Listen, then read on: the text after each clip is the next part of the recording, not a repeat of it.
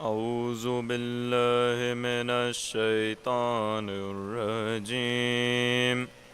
بسم الله الرحمن الرحيم.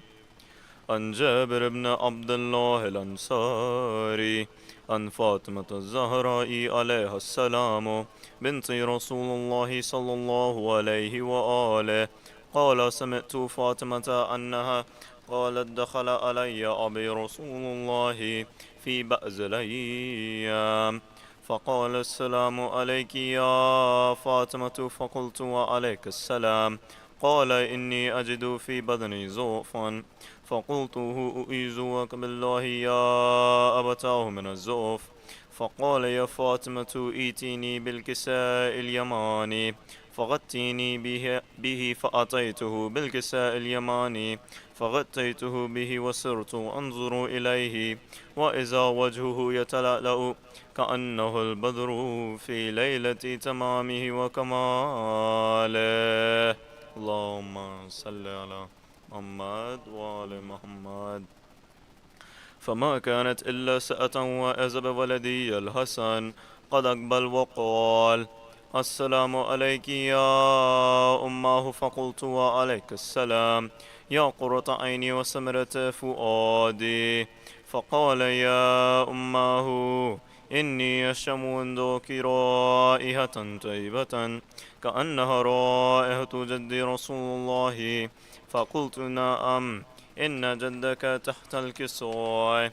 فأقبل الحسن نحو الكسوة وقال: السلام عليك يا جداه يا رسول الله. أتأذن لي أن أدخل معك تحت الكسوة؟ فقال: وعليك السلام يا ولدي ويا صاحب حوزي. قد زنت لك. فدخل معه تحت الكسوة فما كانت إلا ساعة وإذ بولدي الحسين قد أقبل وقال: السلام عليك يا أمه. فقلت: وعليك السلام يا ولدي ويا قرة عيني وسمرة فؤادي. فقال لي: يا أماه إني أشم عندك رائحة طيبة كأنها رائحة جد رسول الله صلى الله عليه وآله. فقلت: نعم، إن جدك وأخاك تحت الكسوة. فدنا الحسين نحو الكسوة وقال: السلام عليك يا جداه. السلام عليك يا من اختاره الله. أتأذن لي أن أكون معكم تحت الكسوة؟ فقال: وعليك السلام يا ولدي ويا شافي أمتي. قد زنت لك. فدخل معهما تحت الكسوة. اللهم صل على محمد وآل محمد. فأقبل عند ذلك أبو الحسن علي بن أبي طالب وقال: السلام عليك يا بنت رسول الله. فقلت: وعليك السلام يا أبا الحسن ويا أمير المؤمنين. فقال: يا فاطمة إني أشم عندك رائحة طيبة كأنها رائحة أخي وابن عم رسول الله. فقلت: نعم، ها هو ماء ولديك تحت الكسوة. فأقبل علي نحو الكسوة وقال: السلام عليك يا رسول الله. أتأذنوا لي أن أكون معكم تحت الكسوة؟ قال له: وعليك السلام يا أخي ويا وسيي وخليفتي وصاحب لوائي. قد زنت لك. فدخل علي تحت الكسوة. اللهم صل على محمد وآل محمد. ثم أتيته نحو الكسوة وقلت: السلام عليك يا أبتاه يا رسول الله. أتأذنوا لي أن أكون معكم تحت الكسوة؟ قال: وعليك السلام يا بنتي ويا بزأتي.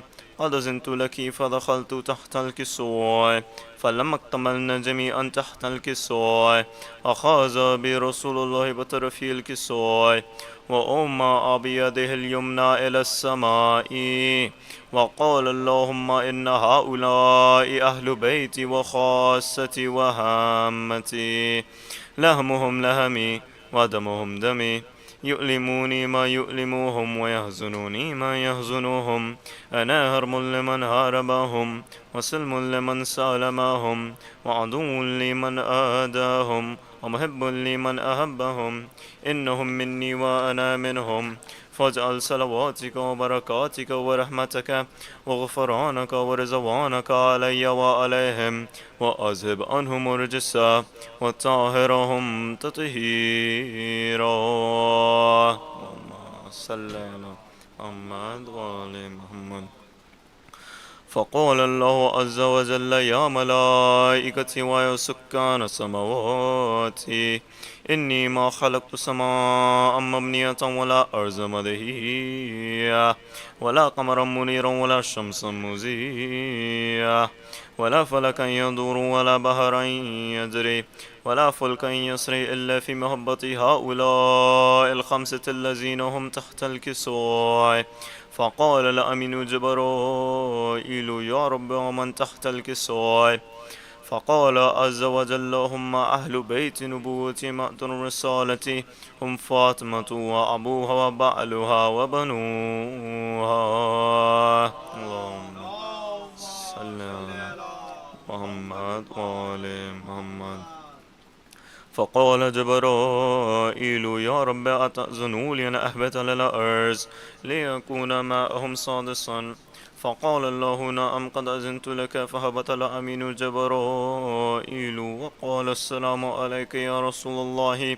العلي لا يكرهك السلام ويخصك بالتهية والإكرام ويقول لك وعزتي وجلالي إني ما خلقت سماء مبنية ولا أرض مدهية ولا قمرا منيرا ولا شمسا مزية ولا فلكا يدور ولا بحرا يجري ولا فلكا يسري إلا لأجلكم ومحبتكم، وقد أذن لي أن أدخل معكم، فهل تأذنوا لي يا رسول الله؟ فقال رسول الله وعليك السلام يا أمين وحي الله إنه نعم قد أذنت لك. فدخل جبرائيل ما أنا تحت الكسوة فقال لي أبي إن الله قد أوحى إليكم يقول إنما يريد الله ليذهب عنكم الرجس أهل البيت ويطهركم تطهيرا. صل على محمد وآل محمد. فقال علي لأبي يا رسول الله أخبرني ما للجلوس هذا تحت الكسوة من الفضل عند الله. فقال النبي والذي بعثني بالحق نبي واصطفاني برسالة نجيا ما ذكر خبرنا هذا في محفل من محافل أهل الأرض وفيه جمع من شيعتي المحبين إلا ونزلت عليهم الرحمة وهفت بهم الملائكة واستغفرت لهم إلى أن يتفرقوا. فقال علي إذا والله فزنا وفاز الشيعتنا ورب الكعبة. فقال نبي ثاني يا علي والذي بعثني بالحق نبي واصطفاني برسالة نجيا ما ذكر خبرنا هذا في محفل من محافل أهل الأرض وفيه جمع من شيعتي المحبين وفيهم محموم إلا فرج الله همه ولا مغموم إلا كشف الله غمه ولا طالب حاجة إلا وقضى الله حاجته. فقال علي إذا والله فزنا وسئدنا وكذلك الشيعة فازوا وسئدوا في الدنيا والآخرة ورب الكعبة. اللهم صل على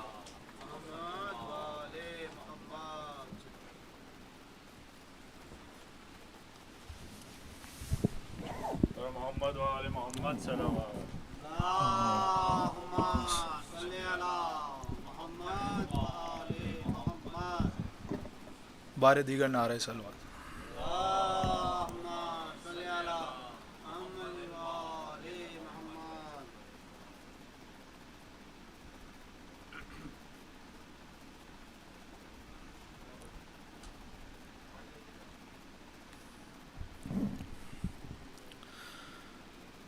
بیڑی روتی ہے کہیں تو کہ گراں روتا ہے، بیڑی روتی ہے کبھی تو کہ گراں روتا ہے، ہائے بیمار پہ وہ، ہائے بیمار پہ وہ ظلم و ستم ہوتا ہے، بیڑی روتی ہے کبھی تو کہ گراں روتا ہے،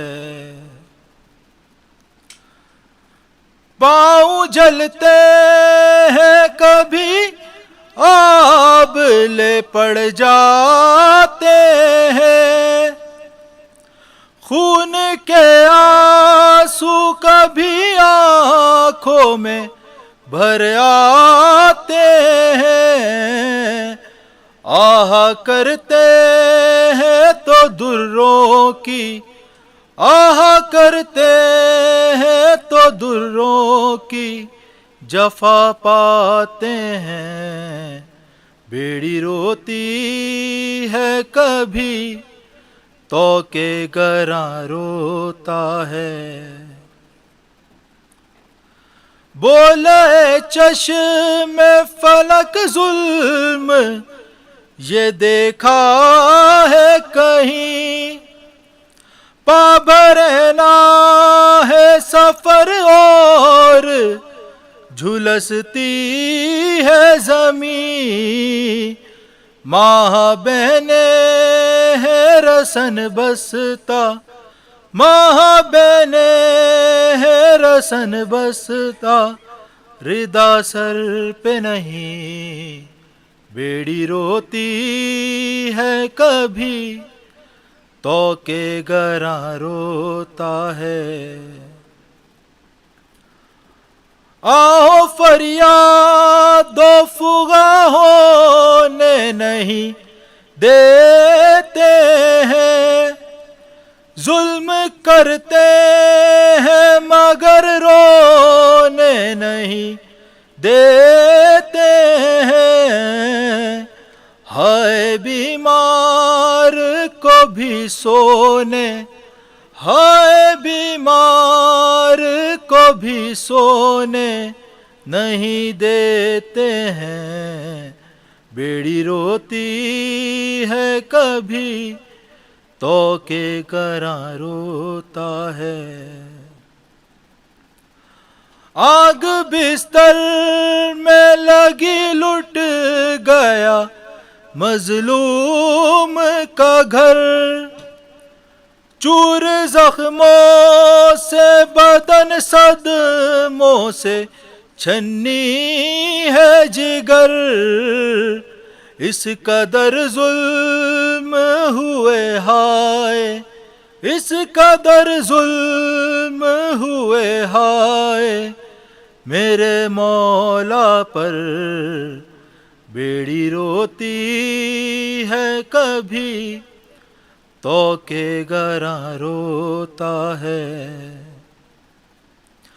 ہتھ کڑی ہاتھوں میں ہے تو کہ گراں گردن میں، جس نے گھڑکی بھی نہیں کھائی کبھی بچپن میں، در کھاتا ہے وہی، در کھاتا ہے وہی کرب و بلا کے بن میں، بیڑی روتی ہے کبھی تو کہ گراں روتا ہے،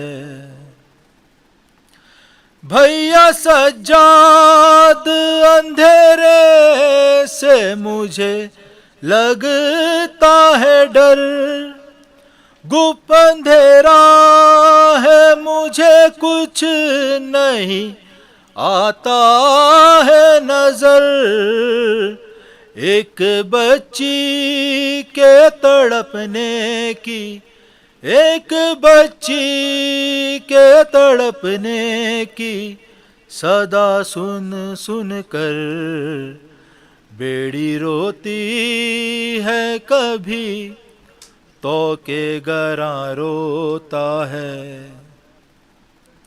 اب بھی گوہر ہمیں تاریخ یہ بتلاتی ہے، ہر مسافر کو ہر ایک گام پہ رلواتی ہے. آج بھی شام کی راہوں سے، آج بھی شام کی راہوں سے صدا آتی ہے. بیڑی روتی ہے کبھی تو کہ گراں روتا ہے. ہائے بیمار پہ وہ، ہائے بیمار پہ وہ ظلم و ستم ہوتا ہے. بیڑی روتی ہے کبھی تو کہ گراں روتا ہے. بر محمد و آل محمد بلند تر صلی اللہ.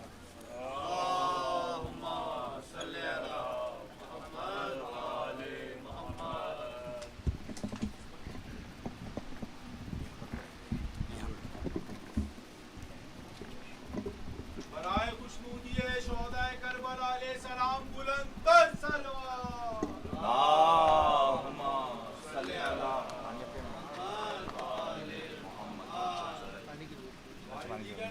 نعرہ صلوات. صلی علی محمد و آل محمد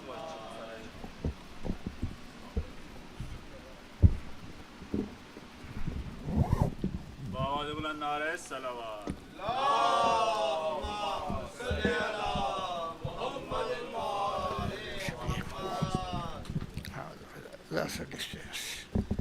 بارے دیگر نعرہ صلوات.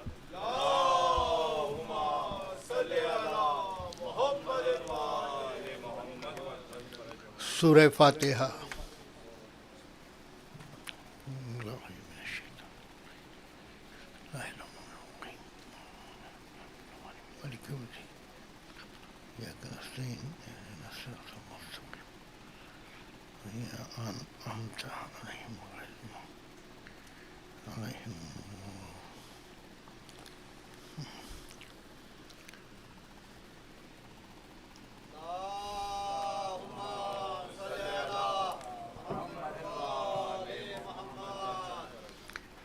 یہ سعادت مجھے حاصل ہوئی ہے، میں پرسوں پاکستان سے یہاں آیا ہوں کہ میں غازی کی شان میں اگر اجازت ہو مولانا تو چند بند پیش کر سکوں. ہے یہ کہ چونکہ وقت کی کمی ہے تو میں نے اختصار کا سہارا لیا ہے. تسلسل کو قائم رکھنے کے لیے آپ بوڑھا ہو گیا ہوں نا، 72 سال کا تو ہو گیا ہوں، تو درود کے ساتھ اور نعروں کے ساتھ تھوڑا میری مدد کیجیے گا، کیونکہ غازی کا معاملہ ہے. جب پڑھتا ہے آدمی تو جوش اور جذبہ کچھ اور ہی ہوتا ہے. میرے علمدار کا یہی تو شان تھی. 4 مصرے عرض کرتا ہوں کہ حضرت عباس شاہ لا فتح کے شیر ہیں. حضرت عباس شاہ لا فتح کے شیر ہیں، اور خیبر و خندق کے وہ یہ کربلا کے شیر ہیں. ارے کیوں کر نہ ہوں ہر جنگ میں یہ مثل ہے در فتح یاب وہ خدا کے شیر، یہ شیر خدا کے شیر ہے.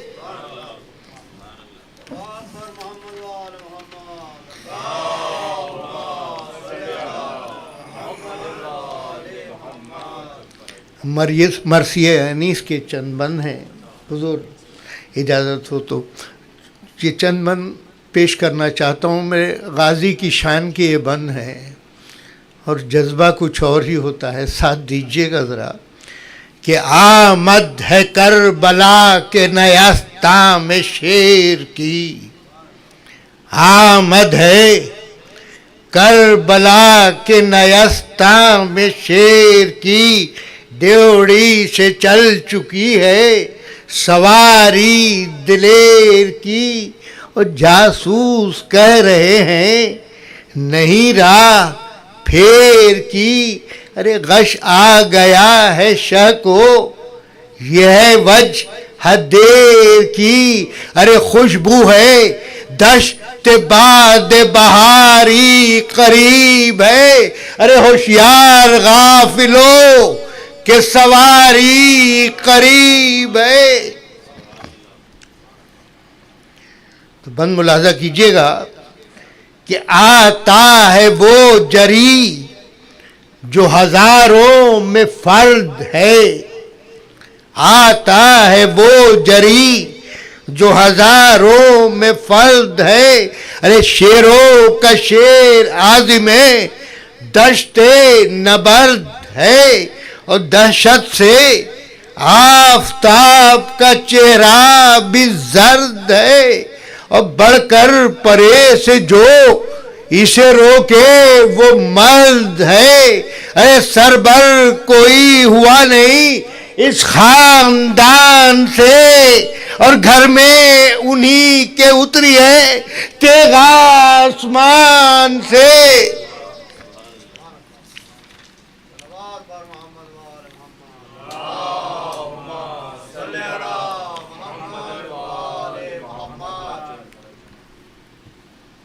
یہ بند ملاحظہ کیجئے گا کہ ہاں نور چشم فاتح خیبر قریب ہے، ہاں نور چشم فاتح خیبر قریب ہے. ارے لو وارث کشندہ عنبر قریب ہے، اور لخت دلے درندے اژدر قریب ہے. ارے جو تیغ کا دھنی ہے وہ صفدر قریب ہے، اور جوہر کبھی چھپے نہیں تیغے اصیل کے.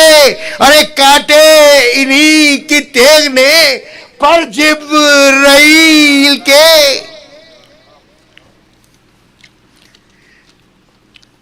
تو اللہ رعا مدامد عباس سے صف شکن.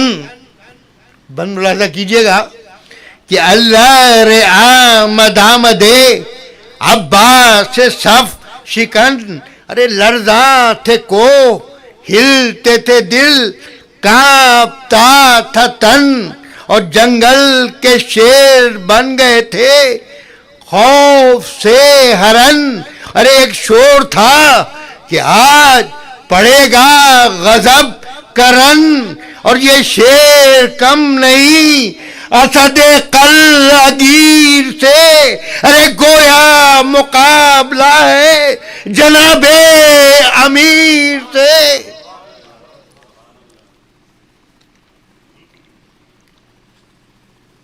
تو تسلسل کو آپ لوگ سب صاحب علم بیٹھے ہوئے ہیں.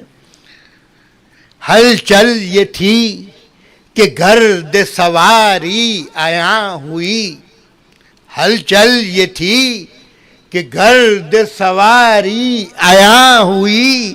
ارے گویا چمن میں باد بہاری آیا ہوئی. ارے آمد خدا کے شیر کی ساری آیا ہوئی. ارے آپ آئے کیا کہ قدرت باری آیا ہوئی.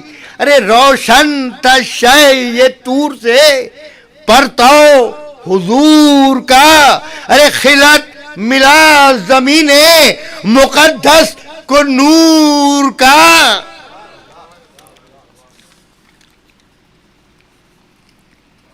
صلوات پڑھیے گا بر محمد عربی. اور غازی کی شان کا مرثیہ ہو اور نعرے نہ لگیں تو اس مرثیے کا حق ادا نہیں ہو پاتا ہے. کہ ایک شور تھا کہ آج زمین آسمان ہے، ایک شور تھا کہ آج زمین آسمان ہے. ارے سرائے کربلا نہیں، دنیا کی جان ہے. ارے اترا زمین پہ چاند، یہ خالق کی شان ہے. ارے رضوان نے دی صدا کہ خدا مہربان ہے. ارے پرتو ہے یہ رخ خلف بو تراب کا. ارے دیکھو الٹ گیا ہے ورق آفتاب کا. تو صدقے علم کے حضرت عباس کے نثار شان ملاحظہ کیجئے میرے غازی کی کہ صدقے علم کے حضرت عباس کے نثار طوبیٰ شکو عرش تجمل فلک وقار اور شمشاد سبز پوش گلستان اقتدار. ارے حمزہ کا اقتدار تو جعفر کا افتخار. ارے جھکتا ہے جس سے عرش یہ سایہ پایا اسی کا ہے. ارے ذل خدا پہ دھوپ میں سایہ اسی کا ہے. مولا پاک علیہ السلام بلند تر سلوات.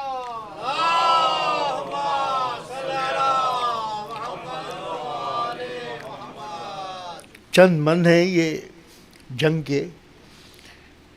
فرما کہ یہ چڑھے فرس خوش خرام پر، فرما کہ یہ چڑھے فرس خوش خرام پر.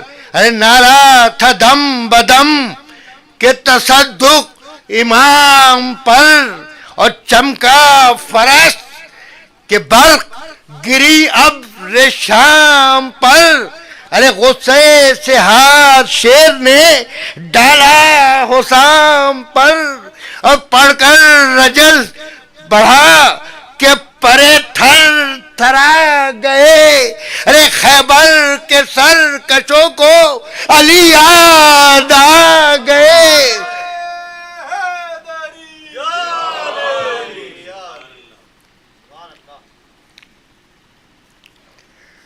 تو نعرہ یہ تھا کہ ہم در دریائے نور ہیں.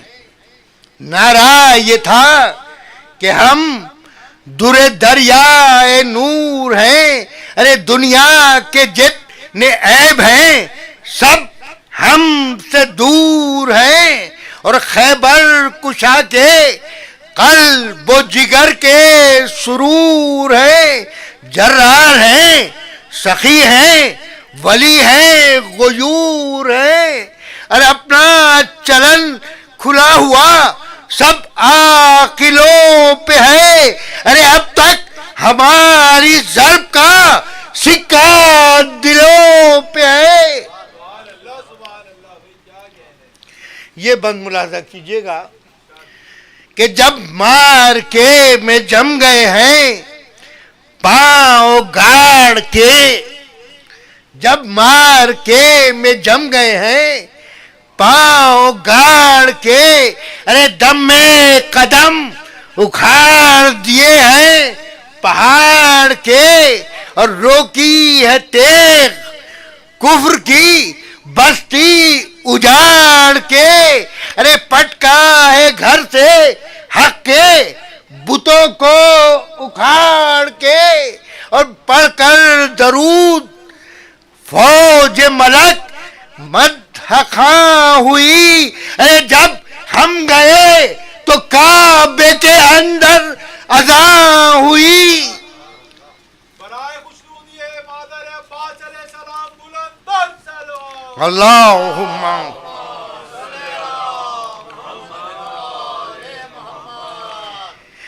تو یہ کہہ کے لی دلیر نے تلوار شان سے، یہ کہہ کے لی دلیر نے تلوار شان سے، ارے مسکن چھٹا ہما اے سعادت نشان سے، اور نکلی جو اندلی بے ظفر آشیان سے، ارے چمکے شرارے پھول جھڑے آسمان سے، اور دکھلائی شکل قہر خدائے جلیل نے، ارے آنکھوں پہ ڈر کے رکھ لیے پر جبرائیل نے۔ سلوات پڑھیے گا پر محمد والے۔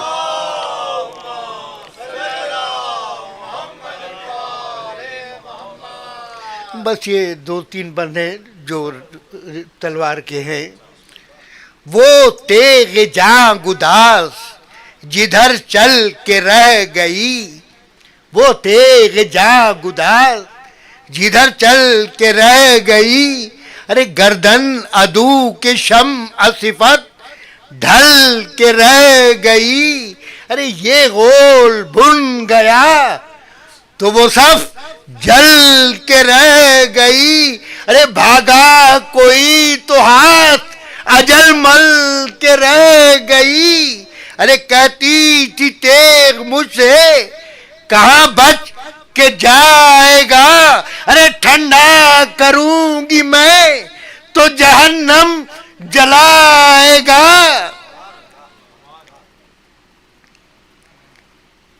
بس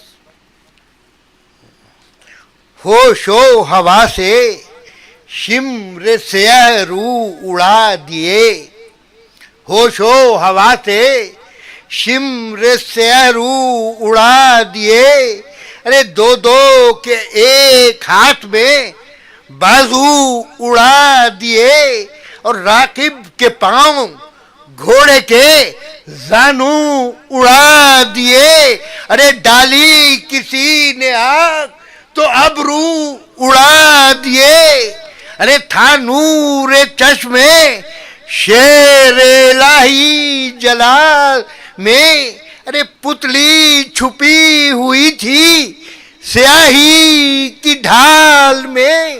سلوات پڑھیے گا بر محمد۔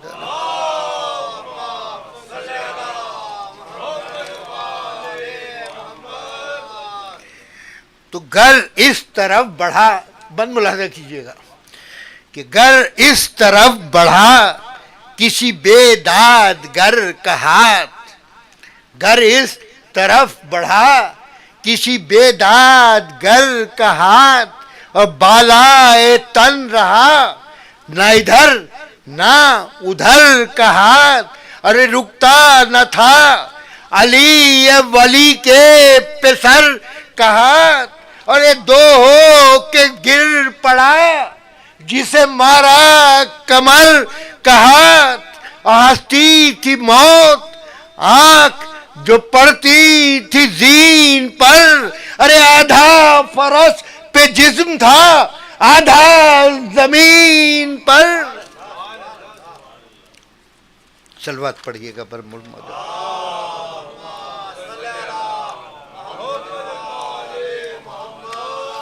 بارے دیگر سلوات۔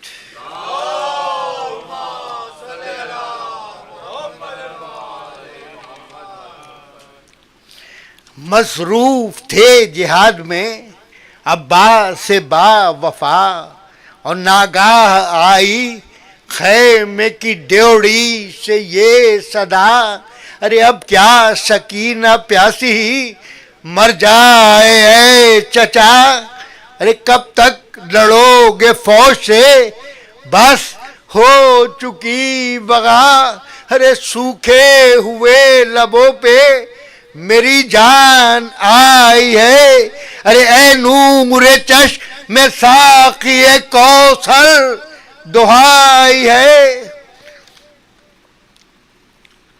عباس نے سنی جو یہ آواز ناگہاں، ارے بے اختیار آنکھوں سے آنسو ہوئے رواں، اور کاندھے پہ رکھ کے شیر نے شمشیر خون چکا، اور رخ جانب فرات کیا، پھیر کر انا دیکھی جو نہر، دل نہ رہا اختیار میں، ارے گھوڑا اڑا کے شیر سے آئے کچھار میں. صلوات پڑھیے گا.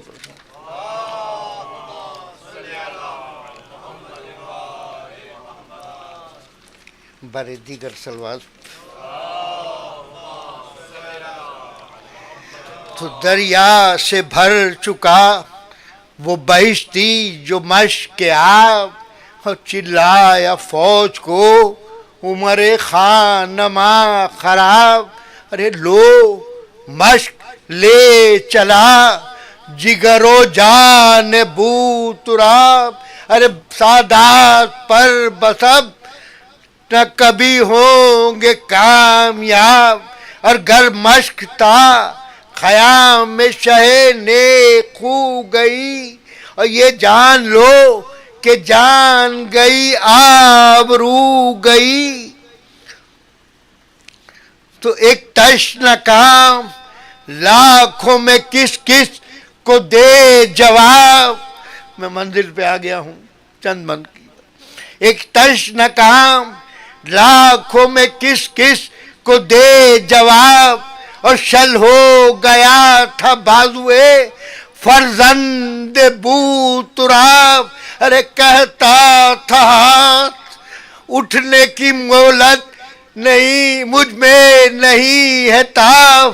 ارے لڑنے میں فکر تھی کہ نہ ضائع ہو مشق کیا، ارے پرواہ نہ تھی جو بازوؤں پہ تیر کھاتے تھے.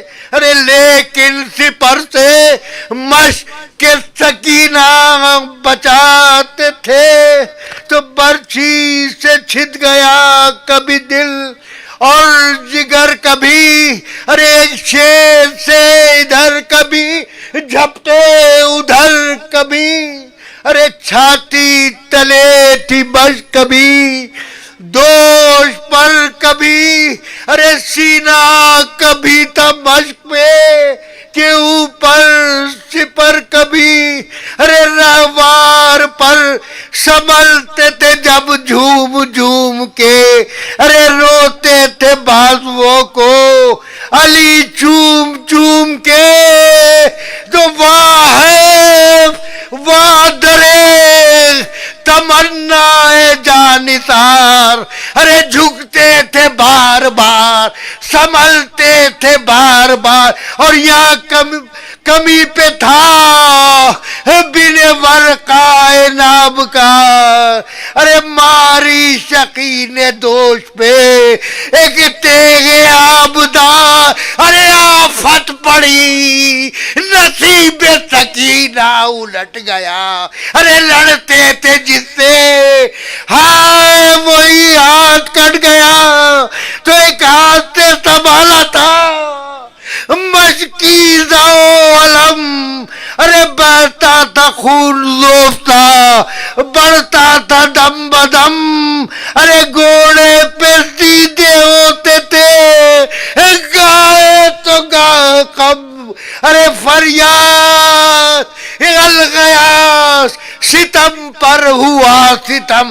ارے تیغا کسی کا شیر کے ہاتھوں پہ پڑ گیا، ارے وہ ہاتھ بھی بدن سے جدا ہو کے گر پڑا.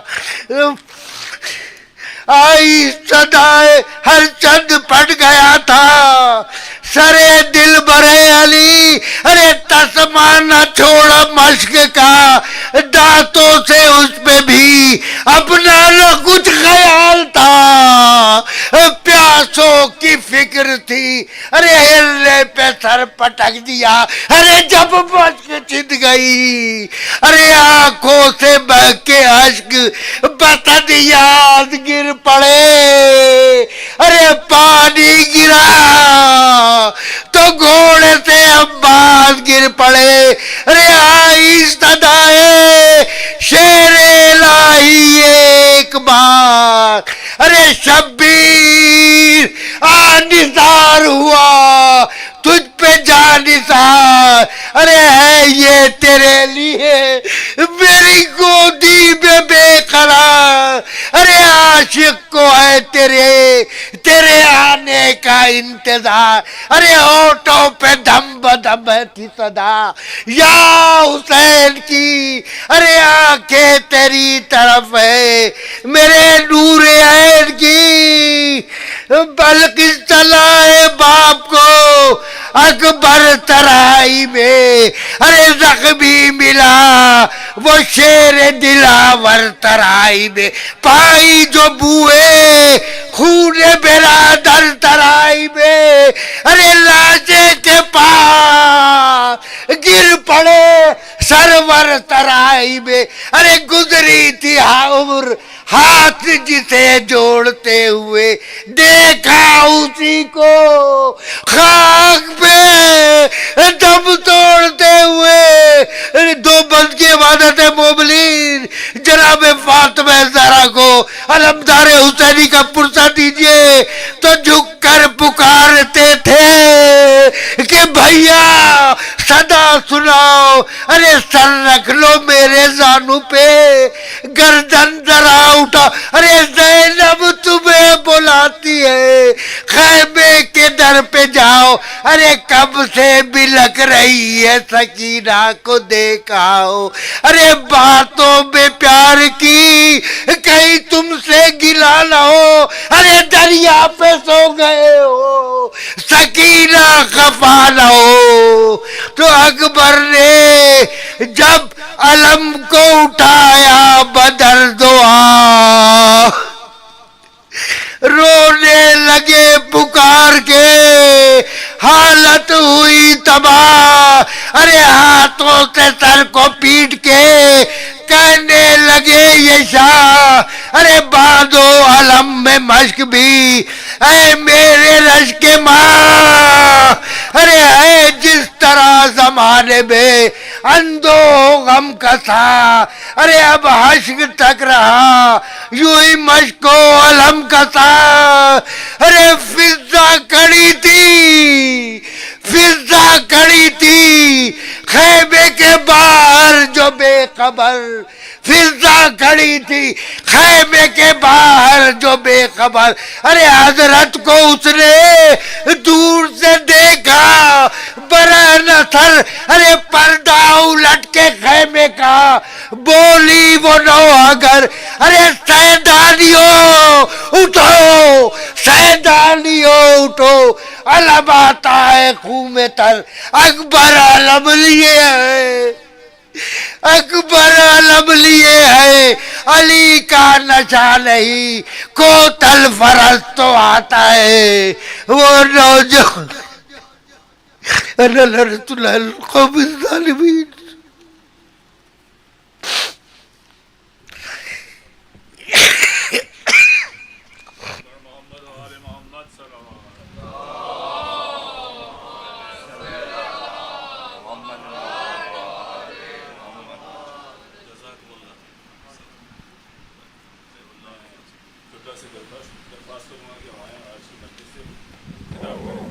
نعرہ تکبیر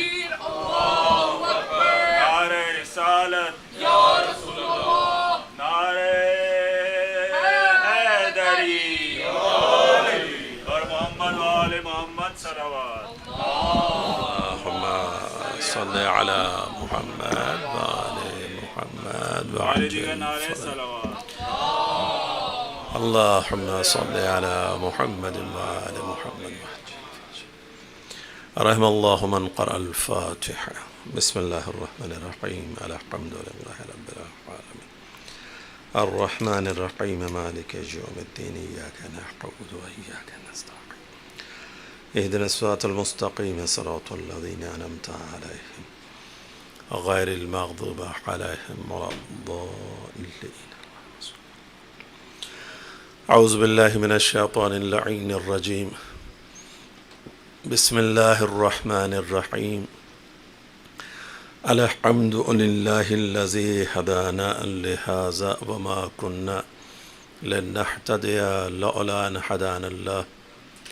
لقد جاءت رسل ربنا بالحق والصلاة والسلام على رسول الثقلين محبوب رب المشرقين والمغربين وجد الحسن والحسين مولانا أبي القاسم محمد اللهم صل على محمد وعلى محمد وعلى أهل بيته الطيبين الطاهرين المعصومين المظلومين ولعنة الله على أعدائهم أجمعين أما بعد فقد قال الله تبارك وتعالى في كتابه المبين والفرقانه الحميد وهو أصدق القائلين بسم الله الرحمن الرحيم الذين يتبعون الرسول النبي الأمي الذي يجدونه مكتوبا عندهم في التوراة والإنجيل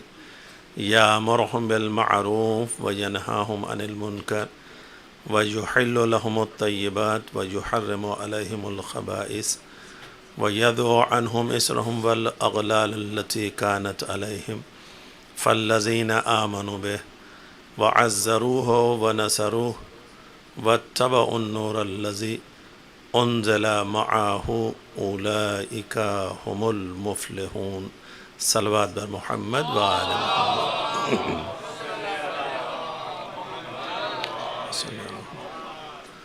قبل اس کے کہ گفتگو کا آغاز کیا جائے ایک مرتبہ سورہ حمد اور 3 مرتبہ سورہ توحید پڑھ کر جن احباب کی طرف سے مجلس کا اہتمام و انتظام کیا گیا ان کے تمام مرحومین کی ارواح کو بخش دیں.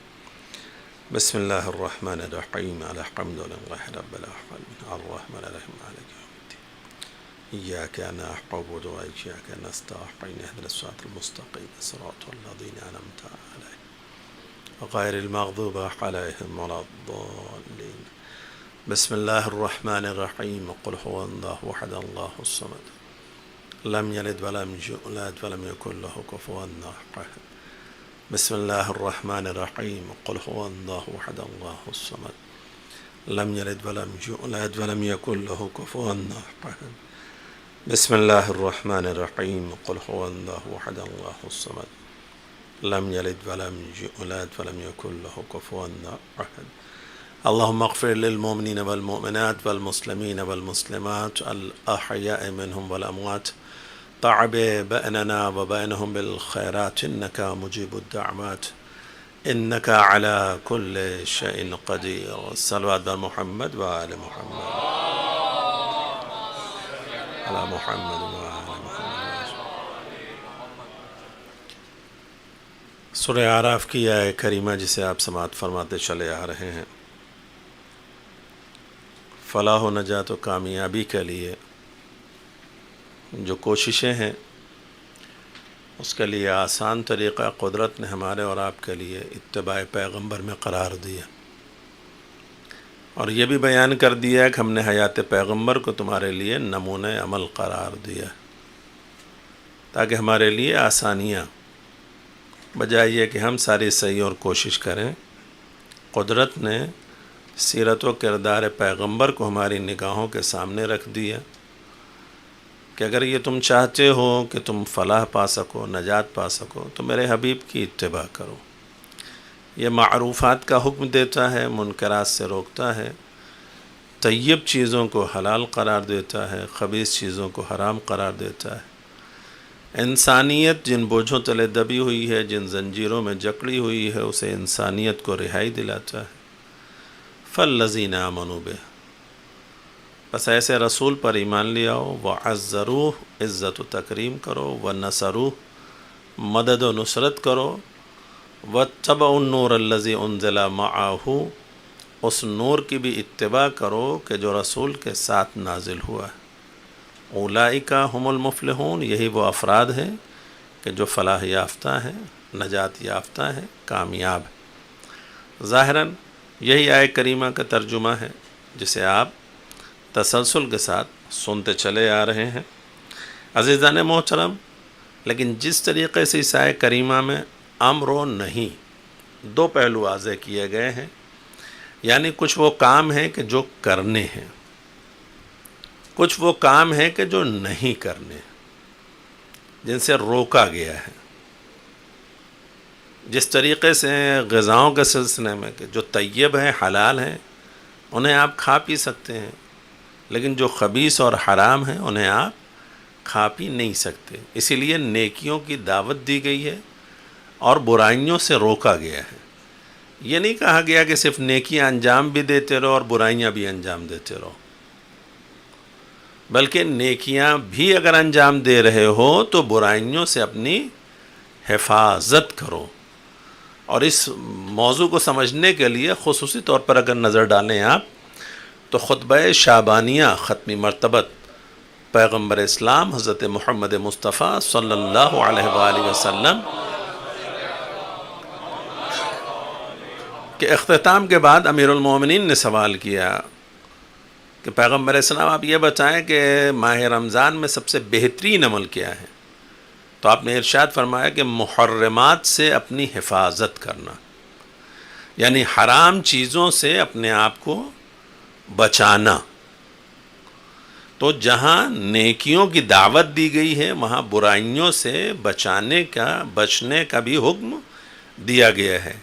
جہاں اچھائیوں پر عمل کرنے کا پیغام ہے وہاں برائیوں سے روکا بھی گیا ہے. تو یہ دونوں کام انجام دینے ہیں، ورنہ بعض اوقات یہ بھی ہوتا ہے کہ صاحب ایک طرف ہاتھ میں تسبیح بھی ہے اور 5 وقت کی نماز بھی ہے اور دوسری طرف دوسرے کام بھی ہیں، تو جواباً لوگ کیا کہتے ہیں یہ دین ہے یہ دنیا ہے. دین ہی کے ساتھ دنیا میں زندگی بسر کرنی ہے، یہ نہیں ہے کہ دین کو چھوڑ کر کے دنیا میں زندگی گزارنی ہے. اسی دنیا میں رہتے ہوئے دین پر عمل کرنا ہے. لہٰذا اس میں دونوں پہلو ایسے ہیں کہ جن پر ہمیں توجہ کی ضرورت ہے. لہٰذا جہاں ہمیں اس بات کی کوشش کرنی ہے کہ اتباع پیغمبر کے ذریعے سے فلاح حاصل ہو جائے، وہاں اس بات کا بھی خیال رکھنا ہے کہ وہ کون سی باتیں ہیں کہ جن کے ذریعے سے فلاح ممکن نہیں ہے. آگے ہی تو چاہیے نا، علم تو ہونا چاہیے نا، کہیں ایسا تو نہ ہو کہ انجانے ہی میں سے ہی ایسے گڑھے میں گر جائیں کہ جہاں سے نکلنا ہی ممکن نہ ہو، تو راہ فلاح پھر کیا تلاش کریں گے. لہٰذا بعض وہ مقامات کے جہاں خداوند عالم نے یہ واضح طور پر ارشاد فرمایا ہے کہ ان لوگوں کے لیے فلاح نہیں ہے، لیکن آیات کے آخری حصے میں اس بات کی وضاحت کی گئی ہے. انبیاء کے ادوار میں لوگ درخواست کرتے تھے انبیاء سے، لیکن ان کے سامنے جب وہ انبیاء باتیں پیش کر دیتے تھے تو پھر وہ اس کا انکار کر دیتے تھے، جس کے نتیجے میں قرآن مجید میں انہی واقعات کے ضمن میں آیات کے آخری حصے میں اس بات کی تھوڑی بہت وضاحت یہ کی گئی ہے کہ کن لوگوں کے لیے فلاح نہیں ہے. سورہ یونس میں اور دیگر سوروں میں اس بات کا تذکرہ کیا گیا. ایز اے ایگزامپل، لا یفلح الظالمون، ظالمین کے لیے فلاح نہیں ہے. اچھا، ظالم کی ڈیفینیشن کیا بیان کی گئی ہے؟ ظلم کرنے والے کون سے افراد ہیں، ان کا بھی کردار وہی بیان کیا گیا کہ وہ نبی سے کہتے تھے کہ آپ اگر ایسا کر دیں تو پھر ہم آپ پر ایمان لے آئیں گے. اور جب نبی ان کی ان باتوں کو پورا کر دیتے تھے تو کبھی یہ کہتے تھے کہ آپ نے یہ جادو کر دیا، کبھی یہ کہتے تھے کہ نہیں صاحب یہ ہم اسے قبول کرنے کے لیے آمادہ نہیں ہیں. تو جو دلیل مانگنے کے بعد، پروف مانگنے کے بعد، شواہد مانگنے کے بعد انکار کر بیٹھے، اسے ظالم بھی کہا گیا ہے بعض آیات میں، بعض مقامات پر اسے کفر کرنے والا کہا گیا ہے. اور اسی لیے جہاں یہ کہا گیا لا یفلح الظالمون، اسی طریقے سے یہ بھی ہے لا یفلح الکافرون، لا یفلح الساحرون، سحر کرنے والے، جادو کرنے والے، ان کے لیے بھی فلاح نہیں ہے. لا یفلح المجرمون، جرم کرنے والوں کے لیے بھی فلاح اور کامیابی اور نجات نہیں ہے. اسی کے ساتھ ساتھ ایک جملہ اور بھی عرض کر دیا گیا، ان الذین یفترون علی اللہ الکذب لا یفلحون، اللہ کی طرف جو جھوٹی باتیں منسوب کرنے والے ہیں ان کے لیے بھی فلاح اور نجات اور کامیابی نہیں ہے. افطرا پردازی کرنے والے، اللہ کی طرف جھوٹی، اللہ کی قسم اللہ نے یہ کہا ہے، جبکہ اللہ نے نہیں کہا ہے۔ تو یہ جھوٹی بات اگر کوئی بھی انسان اللہ کی طرف منسوب کرتا ہے، اور یہ فقہی مسائل میں سے بھی ایک مسئلہ ہے، روزے کے لیے خاص طور سے یہ موضوع آپ سنتے رہتے ہیں کہ یہ بیان کیا جاتا ہے کہ اگر کوئی شخص کوئی ایسی بات جو خدا، رسول اور ائمہ سے منسوب کرے اور وہ ان سے نسبت نہ رکھتی ہو، وہ جھوٹی ہو، تو اس کا روزہ باطل ہو جاتا ہے۔ لہذا یہاں پر اس آیت کریمہ میں بھی خدا کیا ارشاد فرما رہا ہے کہ ان کے لیے فلاح نہیں ہے، ان کے لیے کامیابی نہیں ہے، ان کے لیے نجات نہیں ہے جو جھوٹی باتیں خدا سے منسوب کرتے رہتے ہیں۔ تو نہ ظالم کے لیے فلاح ہے، نہ کافر کے لیے فلاح ہے، نہ مجرم کے لیے فلاح ہے، اور نہ ساحر کے لیے فلاح ہے، اور نہ اس کے لیے فلاح ہے کہ جو اللہ کی طرف جھوٹی باتیں منسوب کرتا ہے۔ تو یہ وہ امراض ہیں، یہ وہ برائیاں ہیں، یہ وہ خرابیاں ہیں کہ جن سے ہمیں اپنے آپ کو بھی اور اپنے بچوں کو بھی محفوظ رکھنا ہے، تاکہ فلاح و نجات و کامیابی کے لیے جب ہم اپنے قدم کو آگے بڑھا رہے ہوں اتباع پیغمبر کی صورت میں، تو ان خباثتوں سے، ان برائیوں سے ہم اپنے آپ کو محفوظ بھی رکھیں۔ یہ نہ ہو کہ ہم چلے جا رہے ہوں آنکھ بند کر کے، نہیں، آنکھ ہماری اوپن رہنی چاہیے، راستہ کلیئر ہونا چاہیے، اور جتنی بھی چیزیں ایسی ہیں کہ جو حملہ آور ہو سکتی ہیں ہماری استقامت پر، ہمارے ثبات قدم پر، صراط مستقیم پر ثابت قدم رہنے کی صورت میں بیٹھنے والا بیٹھا وہیں ہوا ہے۔ لیکن دشواریاں آپ کے لیے آئیں گی، پریشانیاں آپ کے لیے آئیں گی، کیونکہ دشمن بیٹھا ہی آپ کے راستے پر ہے تاکہ آپ کو اس راستے سے ہٹائے۔ لیکن جس طریقے سے وہ آپ کو ہٹانا چاہتا ہے، ہماری اور آپ کی ذمہ داری یہ ہے کہ ہم ان ذوات مقدسہ کو پہچان لیں کہ جن کے سامنے وہ خود عاجز ہو چکا ہے۔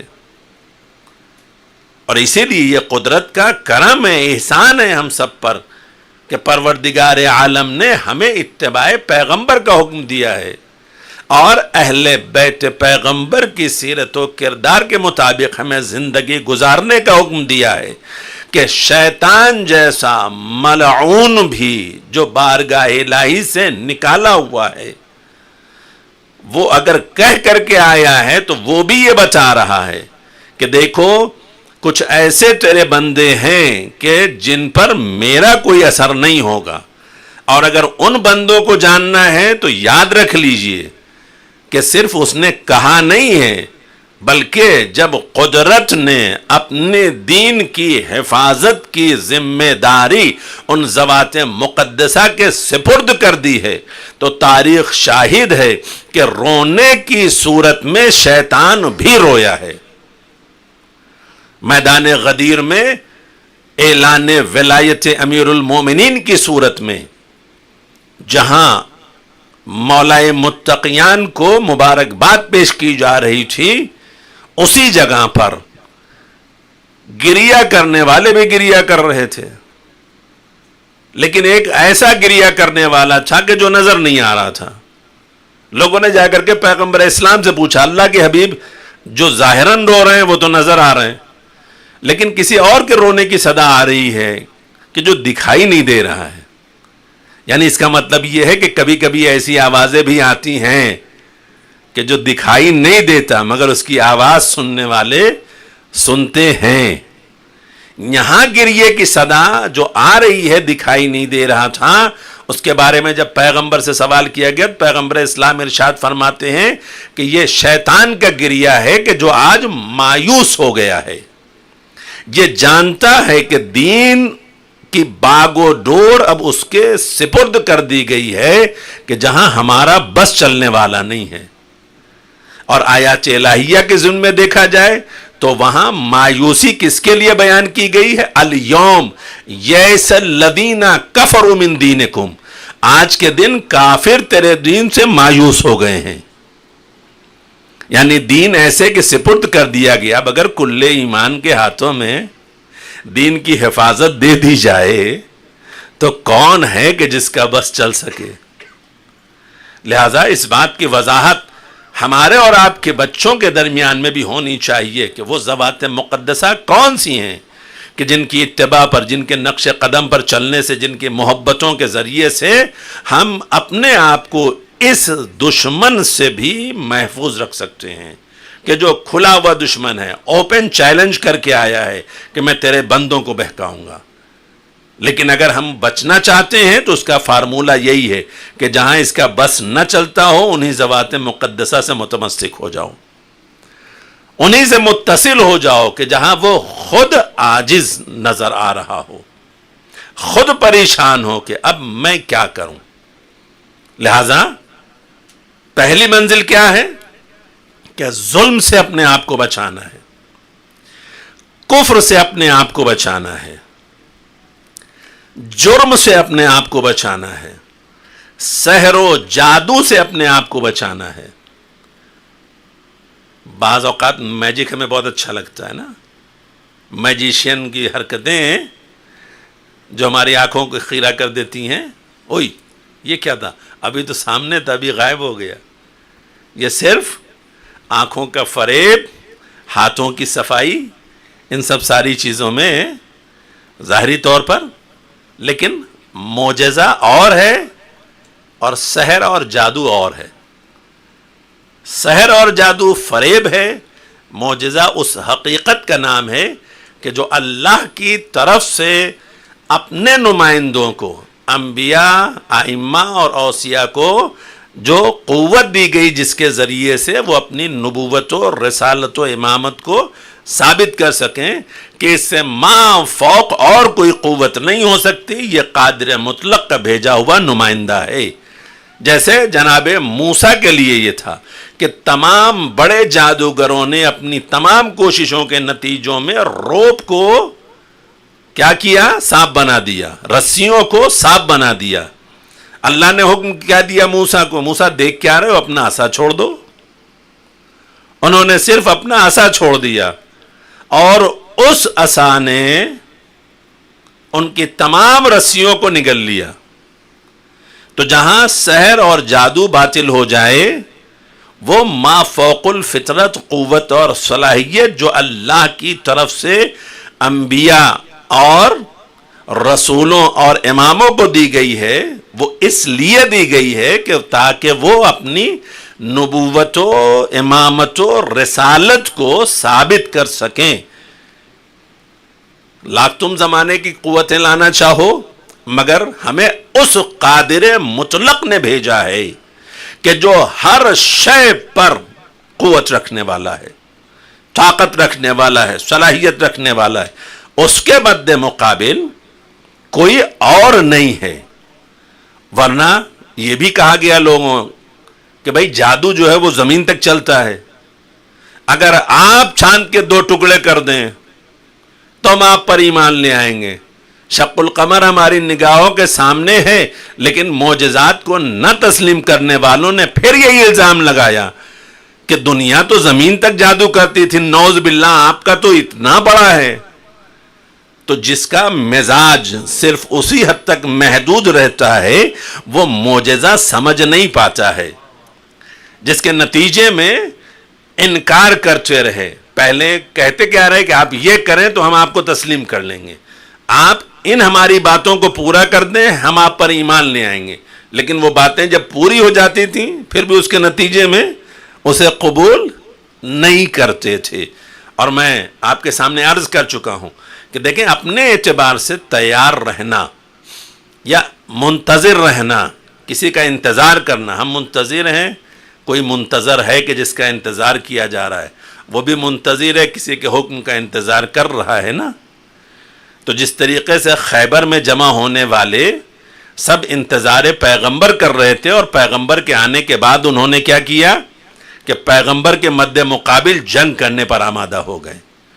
تو پریپریشن کے ساتھ، تیاری کے ساتھ جب آپ انتظار کر رہے ہوں، امام کا انتظار کر رہے ہوں، نبی کا انتظار کر رہے ہوں، منجی کا انتظار کر رہے ہوں، نجات دہندہ کے منتظر ہوں، تو یہ ذہن میں رہے کہ سحر کسے کہتے ہیں اور معجزہ کسے کہتے ہیں۔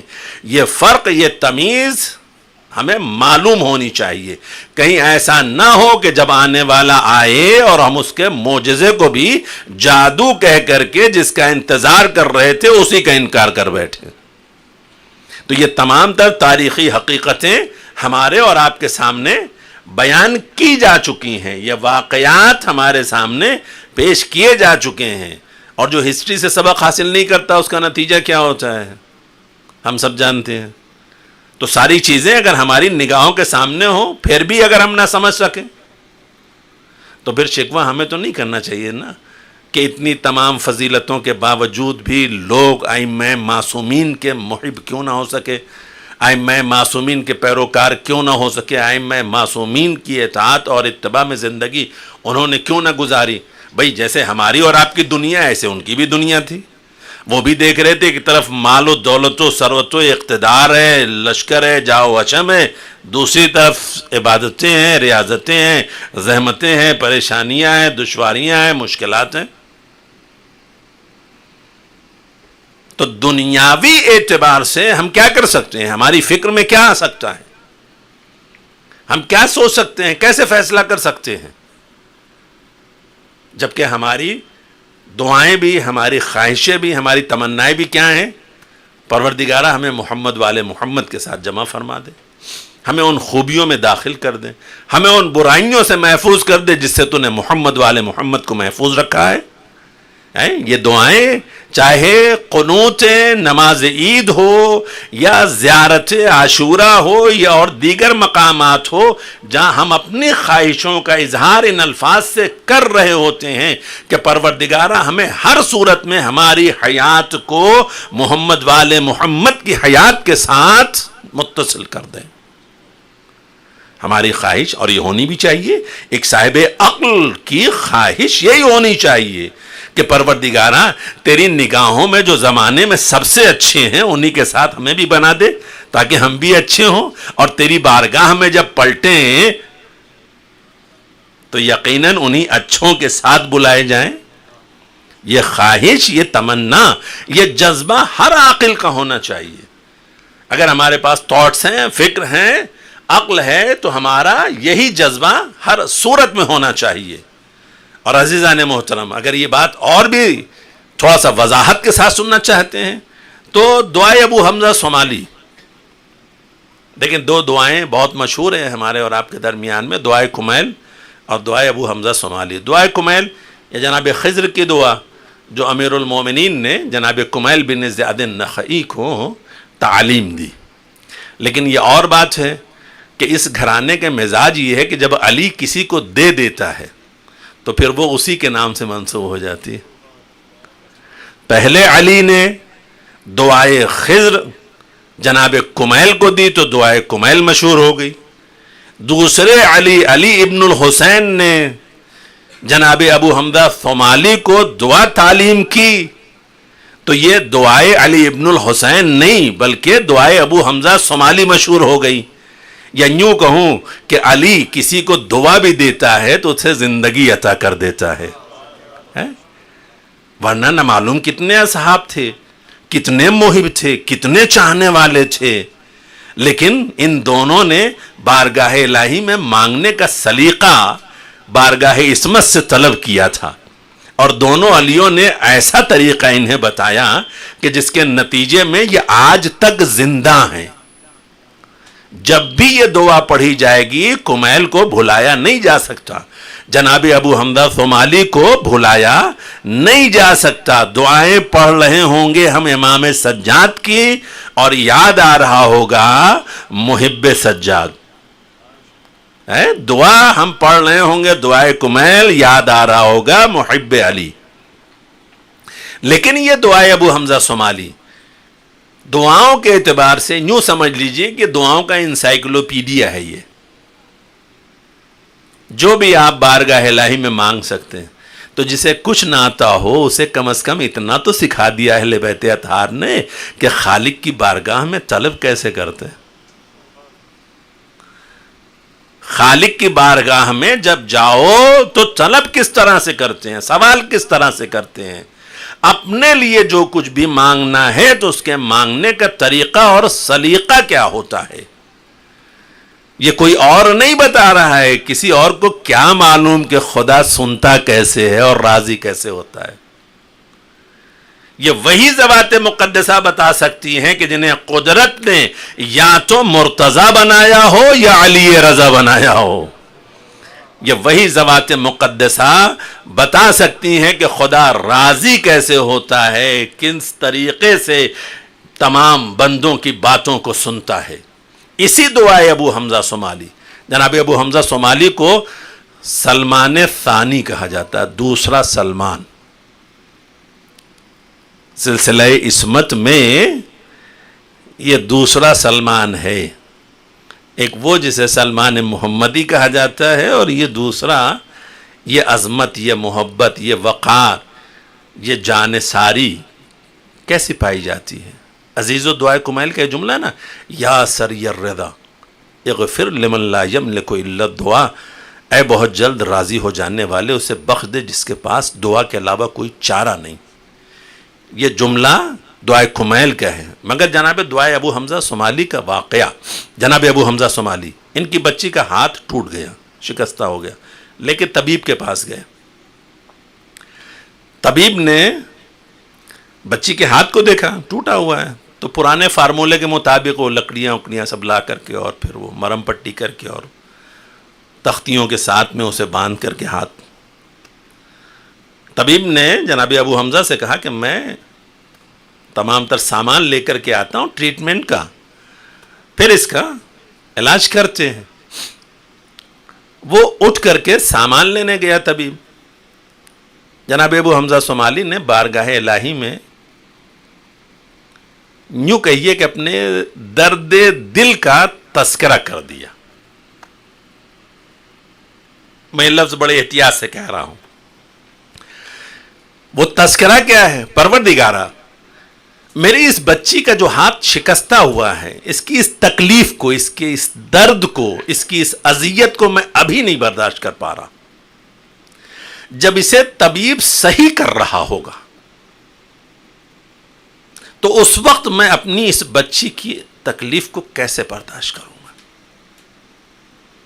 ایک باپ اپنی بیٹی کی اس اذیت اور درد کی تکلیف کو بارگاہ الہی میں پیش کر رہا ہے. کریم، جس طرح سے بچی بلک رہی ہے، خدا نہ کرے بڑوں کی جب ہاتھ ٹوٹ جائیں تو کیا کیفیت ہوتی ہے. اور جب اس کو اب تو آپریشن کر کے بھی صحیح کر دیا جاتا ہے، سن کر دیا جاتا ہے، لیکن وہ دور قدیم میں تو ایسا نہیں ہوتا تھا، وہ تو پھل کر نہیں پڑتا تھا.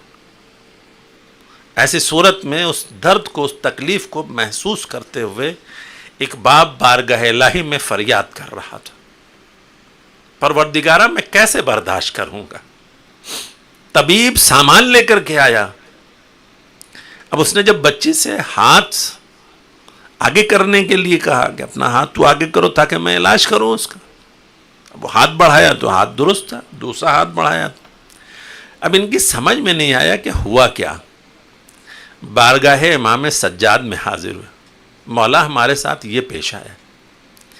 کہا ابو حمزہ، تمہارے دل میں جو تو درد پیدا ہوا تھا کہ میں یہ درد کیسے برداشت کروں گا، اس کریم پروردگار نے باعجاز اپنے اس تکلیف کو ختم کر دیا تاکہ تمہیں وہ درد نہ برداشت کرنا پڑے. وہ کریم پروردگار اپنے بندوں پر اتنا مہربان ہے، اس سے لو تو لگاؤ، اس سے متوجہ تو ہو. لیکن پھر مسئلہ وہی ہے کہ ہماری اس مادی دنیا کے اندر جہاں ہم آگ پانی مٹی اور ہوا کے ساتھ اپنے اس جسم کو لے کر کے اپنی خواہشات اور اپنی تمناؤں کے مطابق زندگی گزار رہے ہوتے ہیں، یہاں بہت ساری ایسی چیزیں ہیں کہ جس کے نتیجے میں ہمیں عشق دنیا بھی ہو جاتا ہے. لیکن یہ بھول جاتے ہیں کہ ہمارے مولا ہی نے ایک مرتبہ نہیں 3 مرتبہ کہا ہے تو سب کو دھوکہ دے سکتی ہے مگر علی کو دھوکہ نہیں دے سکتی، کیونکہ علی تیری حقیقتوں سے آشنا ہے. اب دوسرا علی اسی دعائے ابو حمزہ صومالی میں یہ درخواست کر رہا ہے کہ پروردگار کی بارگاہ میں دعا مانگا کرو، اللہم اخرج حب الدنیا من قلبی، پروردگارا میرے دل سے محبت دنیا کو خارج کر دے۔ میرے معبود اگر کہیں سے بھی عشق دنیا صرف ہمارے دل میں سما گیا ہے تو نے جتنا عظیم اس بندے کو بنایا ہے یہ صرف فنا کے لیے نہیں ہے اور نہ فانی دنیا کے لیے نے اسے بنایا ہے، دنیا کی ہر شے کو نے اس کے لیے بنایا ہے، اس کو اگر اپنے لیے بنایا ہے مگر اس دنیا میں آنے کے بعد کہیں سے بھی عشق دنیا اس کے دل میں قائم ہو گئی ہے تو میرے معبود تو اس محبت دنیا کو اس کے دل سے خارج کر دے۔ لیکن یہ ہے کہ عشق دنیا خالی نکال دینے کے بعد دل تو خالی رہ جائے گا نا، کہا نہیں ایسا نہیں ہونا چاہیے۔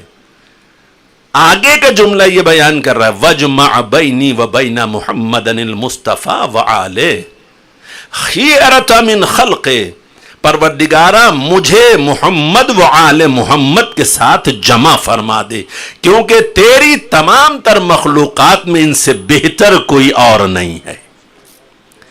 تو اگر محبت دنیا کے خارج ہونے کی دعا مانگی جا رہی ہے تو پھر دوسری صورت میں یہ درخواست بھی کی جا رہی ہے کہ پروردگارا ہمیں انہی ذوات مقدسہ کے ساتھ جمع فرما دے جہاں طہارت ہے، پاکیزگی ہے، عظمت ہے، بلندی ہے، معبود کی معرفت کے ساتھ حیات بشر کا ہر لمحہ عبادت الہی میں بسر ہو رہا ہو، کیونکہ ان سے بہتر کوئی اور کائنات میں نہیں ہے۔ لہذا ایک طرف جب اتباع کا حکم دیا گیا ہے، نقش قدم پر چلنے کے لیے کہا گیا ہے اور ہماری اور آپ کی یہ کوشش بھی ہونی چاہیے اور ہمارے لیے آسان کر دیا گیا ہے تاکہ ہم بجائے یہ کہ تمام چیزوں کو پہلے تلاش کریں پھر اس کے مطابق عمل کریں، قدرت نے ہمارے لیے اسباب فراہم کر دیے ہیں، تمام چیزیں ہمارے لیے موجود ہیں، ہمیں صرف فالو اپ کرنا ہے۔ لیکن اگر پھر بھی نہ کریں، لیکن اس طرف ہم چل بھی رہے ہوں، دوسری طرف ہمیں اپنی حفاظتی شیلڈ بھی ساتھ رکھنی ہے تاکہ ان تمام برائیوں سے، ان تمام خرابیوں سے کہ جن کے لیے یہ اعلان کر دیا گیا ہے کہ ان صورتوں میں تمہیں فلاح نہیں مل سکتی، ان مظالم سے، ان جرموں سے، ان کفر کی حرکتوں سے اور ان سحر اور جادو سے اور زبردستی پروردگار عالم کی طرف جھوٹی باتیں منسوب کرنے سے ہمیں بچنا چاہیے، کیونکہ اللہ نے خود ارشاد فرمایا ہے کہ میں ان ظلم کرنے والوں کو، جرم کرنے والوں کو، بلکہ سورہ بینہ میں تو یہاں تک کہہ دیا گیا ہے نا کہ ان الذین کفروا من اہل الکتاب والمشرکین فی نار جہنم خالدین فیہا اولئک ہم شر البریہ، کہ جن لوگوں نے اہل کتاب اور مشرکین میں سے بھی کفر اختیار کیا ہے ان کے لیے نار جہنم ہے اور یہ بدترین مخلوق پروردگار ہے۔ جانتے ہوئے بھی، لیکن سب کے لیے نہیں کہا گیا، من اہل الکتاب، جملہ یہ بتا رہا ہے کہ جو کفر کرنے والے ہیں جاننے کے باوجود بھی، یہ مسئلہ ان کے لیے ہے، جاننے کے بعد بھی جو انکار کر رہا ہے اسے کیا سزا ملنی چاہیے؟ اور واضح طور پر اگر خدا یہ کہہ رہا ہے کہ ان کے لیے نار جہنم ہے، یہ بدترین مخلوق ہیں، تو پھر بہترین کی بھی تو مثال اللہ بیان کرے گا نا۔ ایسا تو نہیں ہے کہ بدتر کی گفتگو کر کے خدا خاموش ہو جائے۔ سورہ بینہ کی آخری آیت میں، بلکہ 7ویں آیت میں اس بات کی وضاحت فرما دی ہے، 7ویں اور 8ویں آیت، 6، 7، 8 آخر کی یہ 3 آیتیں سورہ بینہ کی ہیں کہ ان الذین آمنوا وعملوا الصالحات اولئک هم خیر البریہ، کہ جو لوگ صاحب ایمان ہیں اور اعمال صالحہ انجام دینے والے ہیں یہ بہترین مخلوق پروردگار ہیں۔ تو اس طرف شر البریہ ہیں جو انکار کرنے والے ہیں، اس طرف ایمان لانے والے ہیں جو بہترین مخلوق پروردگار ہیں. ان کا مقدر نار جہنم ہے. پروردگار ہے جو ایمان لانے والے، ان کی جزا کیا ہے؟ تو جزاؤہم عند ربہم جنات عدن تجری من تحتها الانہار خالدین فیہا ابدا رضی اللہ عنہم ورضوا عنہ ذالک لمن خشی ربہ. ان کے لیے جزائے پروردگار کیا ہے کہ جنت عدن ہے جس کے نیچے نہریں جاری ہیں. اور میں آپ کے سامنے عرض کر چکا ہوں کہ مومن کا نفس بھی اور مال بھی خدا نے کیا کیا ہے؟ جنت کے عوض میں خرید لیا ہے.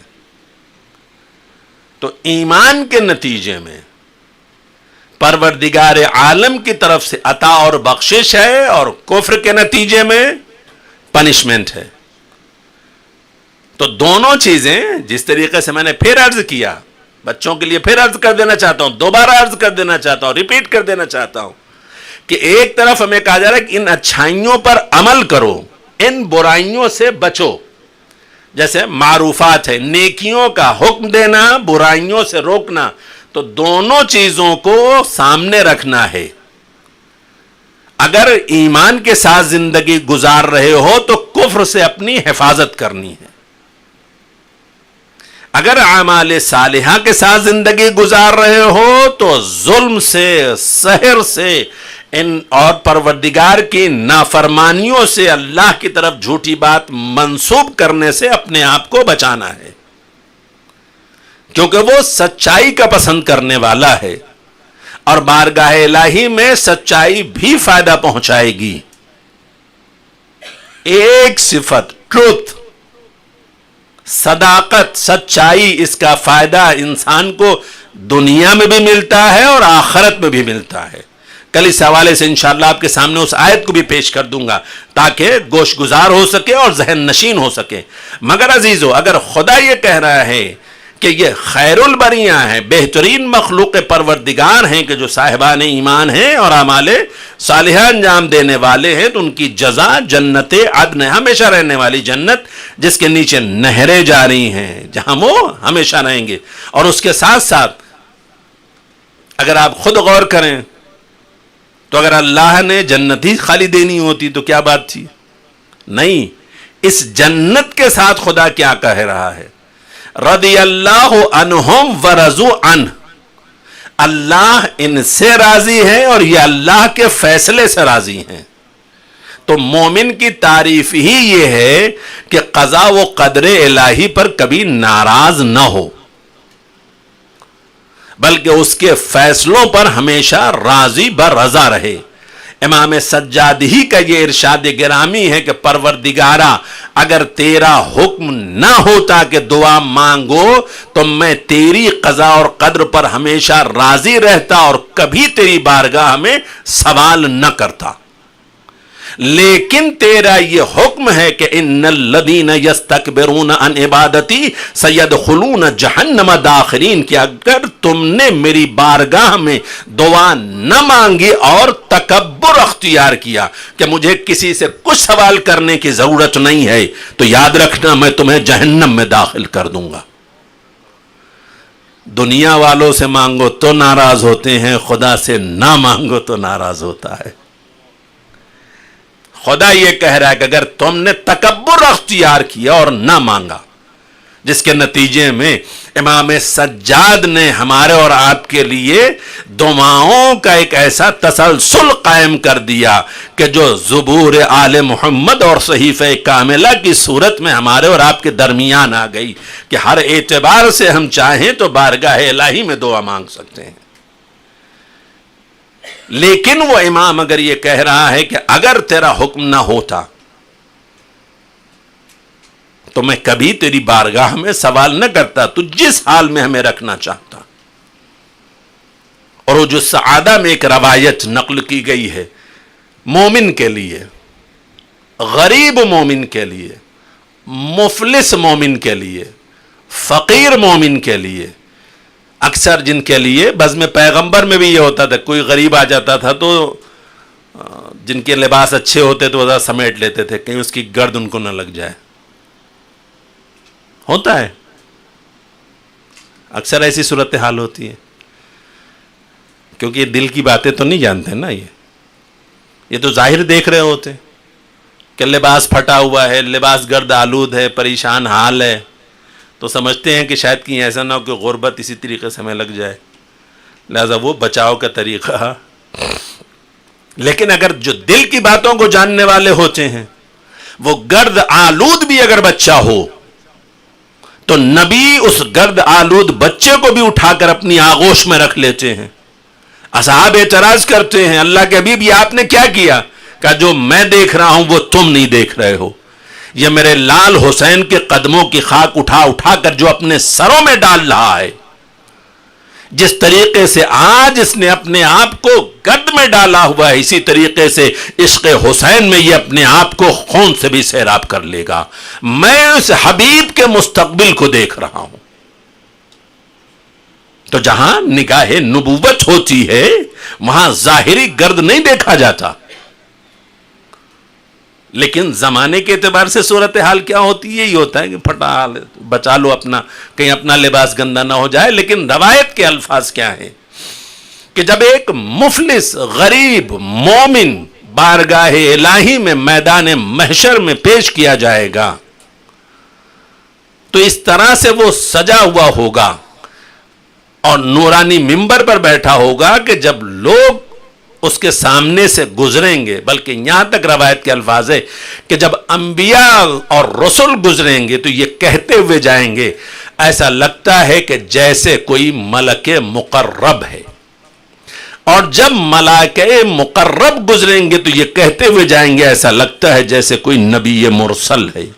اور یہ بیچارہ کہہ رہا ہوگا نہ میں نبی مرسل ہوں نہ میں ملک مقرب ہوں, میں اس معبود کا, اس پروردگار کا, اس خالق کا ایک مفلس غریب مومن بندہ ہوں.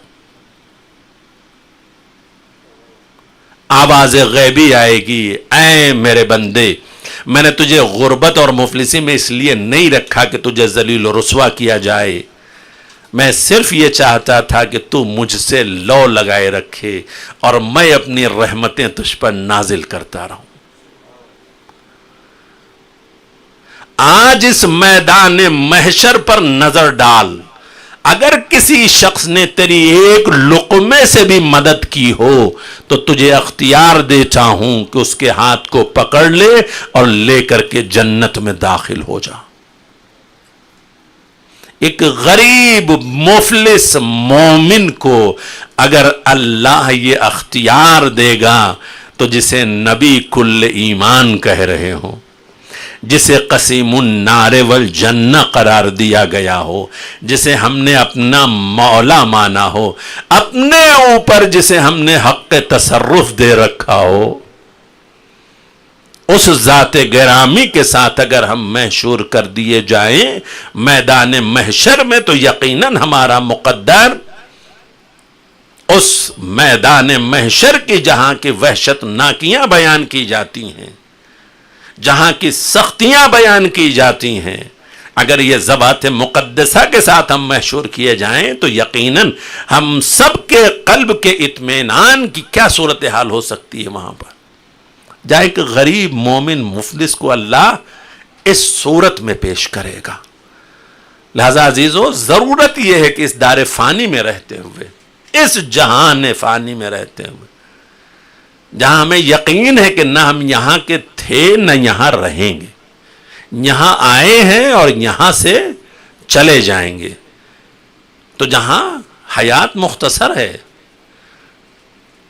یہاں انتظام کیا کرنا ہے؟ الدنیا مزرع الاخرہ, یہ دنیا آخرت کی کھیتی ہے. یہاں ایسی چیزیں کاشت کرو جو تمہاری آخرت میں کام آ سکے, ایسی چیزیں بو کہ جو اگیں وہ آخرت میں تمہارے کام آ سکے. اور یقیناً ایسی صورت میں اگر انسان اس بات کا خیال رکھتا تو کبھی بھی سورہ بینہ کی جو آخری آیت کا حصہ ہے وہ کیا ہے؟ اللہ کس سے راضی ہو رہا ہے؟ ذالکا لمن خشیہ ربہ، جن کے دلوں میں خشیت الہی پائی جاتی، جن کے دلوں میں خوف خدا پایا جاتا ہے. اور جس کے دل میں پہلے سے خوف خدا پایا جاتا ہو، یقیناً جسے یہ یقین ہو کہ ہم اسی کی بارگاہ میں پیش کیے جائیں گے، تو کیا وہ بدماشیاں کرے گا، وہ ظلم کرے گا، وہ کفر کرے گا، وہ جرم کرے گا؟ جانتا ہے، دیکھنے والا دیکھ رہا ہے. ظلم و ستم و استبداد اور نافرمانیاں وہ کرتا ہے کہ جو اس کا انکار کرتا ہے. ورنہ انبیاء کو جو معجزات عطا کیے گئے تھے، ائمہ کے پاس جو صلاحیتیں تھیں، اگر وہ اپنی قوت امامت کو استعمال کرتے اور ان نافرمانوں کے مد مقابل اس کے حوالے سے سزا دیتے، تو کیا کوئی تھا جو زمین میں باقی رہتا؟ لیکن نہیں، انہوں نے کبھی اپنی ذات کے لیے معجزات کا استعمال نہیں کیا، کیونکہ معجزہ صرف اپنے منصب کے شواہد کے لیے اللہ نے عطا کیا. ورنہ دشت کربلا میں جن بھی آئے تھے، ملائکہ بھی آئے تھے، لیکن امام حسین نے کیا ارشاد فرمایا؟ اس ابتلا اور آزمائش میں ہمیں تمہاری ضرورت نہیں ہے. لیکن عزیزو، جس طرح سے دشت کربلا میں قربانیاں پیش کی گئیں، ان ماؤں پر بھی ہماری جانیں قربان، اور ان اصحاب و انصاران حسینی پر بھی. بعض اوقات انسان یہ تصور کرتا ہے کہ صاحب ہمیں موقع ملا ہوتا تو شاید ہم کچھ اور کرتے. امام نے ہر ایک کو موقع دیا، اگر تم جانا چاہتے ہو چلے جاؤ، اگر تم یہ سمجھتے ہو کہ بیعت کی ہے، بیعت کی مجبوری ہے، میں بیعت بھی تم سے اٹھائے لیتا ہوں. اگر تم یہ سمجھتے ہو کہ شمع روشن ہے، چہرے سے چہرے نظر آ رہے ہیں، شرم آ رہی ہے، لو میں شمع بھی گل کیے دیتا ہوں. اگر یہ سوچتے ہو کہ اگر تم یہاں سے گئے، لوگوں نے تم سے پوچھا کہ فرزند زہرا کو مقتل میں تنہا چھوڑ کر کے آ گئے تو کیا جواب دو گے، تو یہ بھی ارشاد فرما دیا، چھوٹے چھوٹے بچوں کے ہاتھ پکڑ لو، لوگوں سے بتا دینا ان کی زندگیاں بچانے کے لیے ہم آ گئے. لیکن اس کے باوجود بھی شمع روشن ہوتی ہے تو ہر ایک کی زبان پر یہ جملہ آتا ہے، مولا ہماری محبتوں کا امتحان کب تک لیا جائے گا؟ مولا ہم کسی بھی صورت میں آپ کو چھوڑ کر کے مقتل میں نہیں جا سکتے. اور حبیب جیسا تو ایسا چاہنے والا ہے کہ جسے شہزادی زینب نے بھی کہا تھا، بھیا لشکر پہ لشکر دشمنوں کے چلے آ رہے ہیں، آپ بھی اپنے چاہنے والوں کو بلا لیں جن کا نام شہزادیاں لے رہی ہوں. آپ کا بچپن کا دوست حبیب ہے، کوفہ یہاں سے دور نہیں ہے، اگر آپ بلائیں گے تو ممکن نہیں ہے کہ وہ نہ آئے. لیکن جب امام نے خط لکھا اور حبیب ابن مظاہر دشت کربلا پہ وارد ہوئے اور ایک ہمہمہ سا پیدا ہوا، تو شہزادی زینب نے کہا، اماں فضہ خبر تو لے آنا، یہ کیسے خوشی کے آثار ہیں. جب خبر آئی کہ آقا کا بچپن کا دوست آ گیا ہے، شہزادی زینب کیا کہتی ہیں، اماں فضہ جا کر کے حبیب بھائی کو میرا سلام کہلا دو. ہماری جانیں قربان ہو ایسے غلاموں پر جن پر شہزادیاں سلام کہلوائیں. میں کہوں گا حبیب تم والد کربلا ہوئے، علی کی بیٹی نے تمہیں سلام کہلایا اور تم نے اس سلام کی اتنی عزت و توقیر کی کہ اپنے سر و سینے کو پیٹ لیا تھا. ہائے یہ وقت آن پہنچا ہے کہ ہم جیسے غلاموں کو شہزادیاں سلام کہلائے. میں کہوں گا حبیب بعد از کربلا آ کر کے شہزادی کی حالت دیکھو، بازاروں سے سربراہ شہزادی کو پھرایا جا رہا ہے. شاید یہی وجہ تھی کہ حبیب کا سر بھی نوک نیزہ پر بلند نہیں ہو رہا تھا، اور جب کوفے کے بازار سے اسیروں کا قافلہ گزر رہا تھا تو حبیب کے بچے تلواریں لے کر کے کھڑے ہو گئے اور یہ جملے کہتے ہوئے نظر آئے کہ جس کے جوان فرزند موجود ہوتے ہیں اس کے باپ کا سر اس طرح سے تشہیر نہیں کیا جاتا جیسے یہ جملہ حبیب کے بچوں نے کوفے کے بازار میں کہا نا۔ سجاد نے اپنی نظر اٹھائی، بابا سن رہے ہیں حبیب کے بچے صحیح کہہ رہے ہیں، جس کے لال موجود ہوتے ہیں اس کے باپ کے سر کی تشہیر اس طرح سے نہیں کی جاتی، مگر ہائے یہ سید الصابرین، ہائے یہ زین العابدین، جسے معلوم تھا کہ کربلا کے بعد اب دین کی حفاظت اور کربلا کی بقا سجاد کے ہاتھوں میں ہے اور پھوپھی زینب کے اختیار میں ہے۔ صبر و تحمل کے ساتھ کس کن مراحل کو طے کرتا ہوا قید خانہ شام تک آ گیا، لیکن عزیزو یہ منزلیں آسان نہیں تھی، یہ منزلیں بہت سخت اور دشوار گزار تھیں جو منزلیں طے کی گئی ہیں۔ کہاں ہزاروں کا مجمع ہو اور دربار یزید ہو اور پھر وہاں پر اس نیت سے لوگ آئے ہو کہ ہم تماشا دیکھیں گے، اور یزید جیسا فاسق و فاجر جس کے لیے امام حسین کہہ چکے تھے کہ کہاں یزید اور کہاں میں، اس کے تخت کے نیچے سر حسین رکھا ہوا ہو اور یزید کہہ رہا ہو میں حسین کی بہن زینب سے بات کرنا چاہتا ہوں۔ ارے جناب فضہ کھڑی ہو کر کے کہہ رہی ہوں یزید تو اس قابل نہیں ہے کہ میری شہزادی سے گفتگو کر سکے۔ یزید نے حکم دیا غلاموں کو، ارے اس کنیز کو ہٹایا جائے، میں علی کی بیٹی سے بات کرنا چاہتا ہوں۔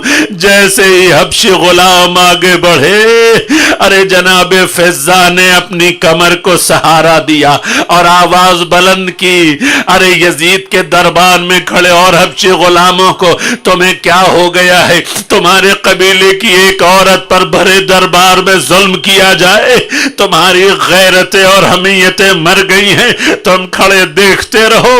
حبشی غلاموں نے تلواریں نکال لی، یزید سے کہا یزید اگر اس خاتون پر کوئی ظلم ہوا تو خون تیرے دربار میں بہ جائے گا۔ شہزادی زینب نے مدینے کا رخ کیا، نانا کیا آپ کا کلمہ پڑھنے والا کوئی نہیں ہے؟ اما فضہ کی صدا پر ارے کتنی تلواریں نکل آئی ہے، کتنے حمایتی نظر آ رہے ہیں، مگر ہماری حمایت کے لیے کوئی کھڑا ہونے والا نہیں ہے۔ شہزادی زینب کا دل تڑپ رہا تھا امام سجاد کے خطبے دربار یزید کے، لیکن قید خانے کی سختیاں کیسی ہیں کہ جو بی بی برداشت کر رہی تھی، اور برداشت کرتے کرتے بھی بھائی حسین کی امانت بھی بچھڑ گئی۔ اب وہ نوبت آن پہنچی ہے کہ چاروں طرف وہ غم و اندوہ کی مصیبتیں ہیں کہ جس کے نتیجے میں یقیناً شام کا دربار بھی ہل رہا تھا، مگر یہاں سختیاں کم نہیں ہو رہی تھی۔ ایک خاتون ایسی تھی جو ہر شب جمعہ میں کچھ نہ کچھ قیدیوں کے لیے صدقات لے کر کے آتی تھی اور کہتی تھی یہ صدقات تمہارے لیے ہیں، مگر دعا کرو کہ خدا ہمیں مدینے جانا نصیب کرے اور ہمارے آقاؤں کی حفاظت فرمائے۔ ارے جب یہ قیدی قید خانے میں تھے، کنیز لے کر کے آئی، شہزادی زینب کی خدمت میں وہ پیش کی گئی چیزیں، تو جناب شہزادی زینب نے کہا اے آنے والی خاتون، جا کے اپنی مالکہ سے کہہ کہہ دے کہ ہم صدقات نہیں لیا کرتے ہیں، اور اگر اسے کچھ دینا ہے تو خود تشریف لے آئے۔ ارے آنے والی وہ بی بی آ گئی، آ کر کے خدمت جناب ثانی زہرا میں بیٹھی، کہا بی بی آج تک کسی قیدی نے ہمیں اس طرح سے طلب نہیں کیا، آپ نے ہمیں کیوں طلب کیا ہے؟ کہا اس لیے کہ ہم یہ جاننا چاہتے ہیں کہ یہ نظر جو تو مانگتی ہے یہ کس چیز کی نظر ہے، کس بنیاد پر تو انہیں قیدیوں کو صدقات کی صورت میں پیش کرتی ہے؟ کہا بی بی ہماری خواہش یہ ہے کہ جب سے ہم مدینے سے آئے ہیں ہمیں مدینے جانا نصیب نہیں ہوا، ہماری آقا زادیاں وہاں رہتی ہیں، ہمارے آقا زادے وہاں رہتے ہیں، ہماری خواہش یہ ہے جب ہم کسی بھی قیدی کو کچھ کھلاتے ہیں تو یہی کہتے ہیں دعا مانگو ہمارے آقا زادے اور آقا زادیاں سلامت رہے، تاکہ جب میں مدینے جاؤں تو ہماری ملاقات ہو سکے۔ کہا بی بی وہ آقا زادے اور آقا زادیاں کون ہیں؟ کہا آپ کو نہیں معلوم؟ کیا آپ کا مدینے سے کوئی تعلق نہیں ہے؟ اب کوئی زینب کے دل سے پوچھے کہ مدینے سے ان کا کیا تعلق ہے؟ ارے جیسے یہ سوال کیا، کہا بی بی کیسی باتیں کر رہی ہو، ہمارا بھی تعلق مدینے سے ہے، مگر ہم تم سے پوچھنا چاہتے ہیں تم کن آقا زادوں کی سلامتی کے لیے یہ نظر مانگتی ہو؟ کہا میرا مولا حسین رہتا ہے۔ ارے جیسے ہی یہ جملہ سنا، کہا بی بی اب نظر نہ مانگنا، تمہارا مولا شہید کر دیا گیا، اور جن شہزادیوں کی ملاقات کی تمنا تمہارے دلوں میں تھی وہ زینب میں ہوں، یہ ام کلثوم ہے، یہ مخدرات عصمت و طہارت ہے۔ عزیز و قیامت بپا ہو گئی، قید خانہ شام میں کوہرام بپا ہو گیا۔ ہائے وہ بیبیاں کہ جن کی عزت و وقار و شرف کی باتیں ہوتی تھی، ارے انہیں اسیر کیا گیا اور قید خانہ شام میں قید۔ علی لعنت اللہ علی القوم الظالمین۔ سیعلم الذین ظلموا ای منقلب ینقلبون۔ انا للہ و انا الیہ راجعون۔ بار الا محمد و آل محمد کے واسطہ ہم سب کی عبادتوں قبول فرما۔ تمام عزاداران مظلوم کربلا کی جان و مال و عزت و آبرو کی حفاظت فرما، خصوصاً جو زائرین اربعین سفر طے کر کے جا چکے ہیں ان کے سفر کی بخیر فرما، اور جو مشی میں اس وقت مصروف ہیں ان کی سعی کو قبول فرما۔ میرے معبود جن کے دلوں میں آج بھی تمنا ہے مگر اسباب مہیا نہیں ہے تو ان کے لیے اسباب فراہم فرما، ہم سب کو بھی مقدس مقامات کی زیارتوں سے مشرف فرما۔ پروردگارہ جن احباب کی طرف سے اس مجلس کا اہتمام و انتظام کیا گیا ان کی توفیقات میں اضافہ فرما، ان کے مرحومین کی مغفرت فرما، تمام شہدائے راہ حق کے درجات کو بلند فرما، تمام صاحبان ایمان کی حاجات کی تکمیل فرما، ان کی دعاؤں کو مستجاب فرما۔ میرے معبود انہیں تمام پریشانیوں، دشواریوں، مشکلات سے نجات عطا فرما، ان کی آنکھوں سے نکلے ہوئے آنسوؤں کو رومال زہرا میں جگہ عطا فرما۔ پروردگارہ تیری بارگاہ میں یہ عرض ہماری ماں و بہنوں بیٹیوں کو کنیزان جناب زہرا میں شمار فرما، ان کی عفت اور پاک دامنی کی حفاظت فرما۔ پروردگارہ بچوں کے قلوب کو منور فرما، دینی اور دنیاوی تعلیمات سے سرفراز فرما، ان کے مستقبل کو روشن فرما۔ بار الہ ظلم و استبداد بڑھتا جا رہا ہے، مظلومین اور مستضعفین کی مدد و نصرت فرما، ظالمین و تکفیرین کا خاتمہ فرما، ظہور حجت میں تعجیل فرما، اور ہم سب کو اصحاب و انصار امام میں شمار فرما۔ ماتم حسین یا حسین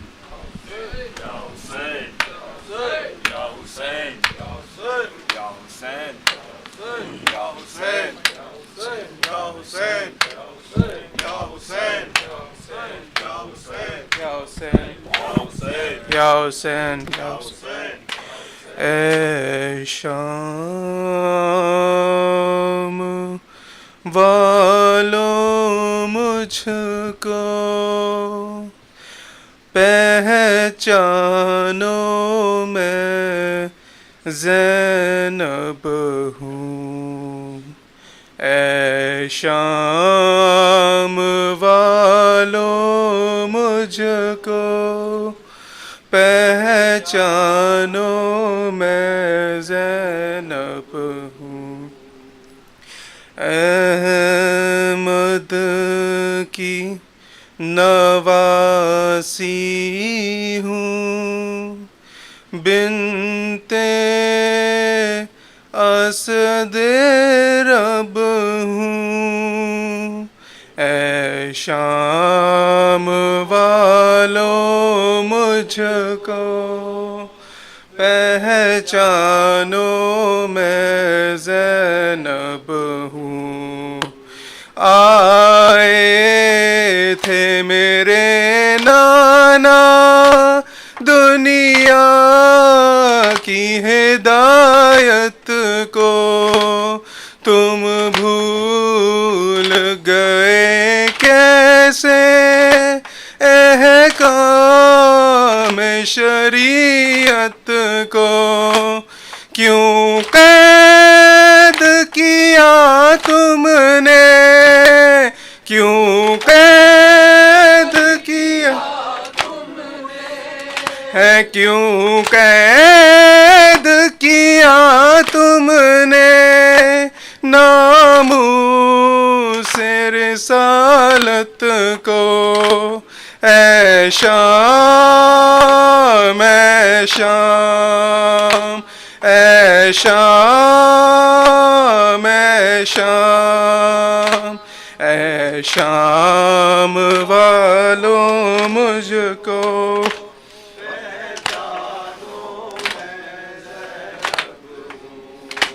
دروں سے قمر زخمی دل غم سے تڑپتا ہے، اور طوق گرا پہنے بیمار بھتیجا ہے، نرغے ملینوں کے نرغے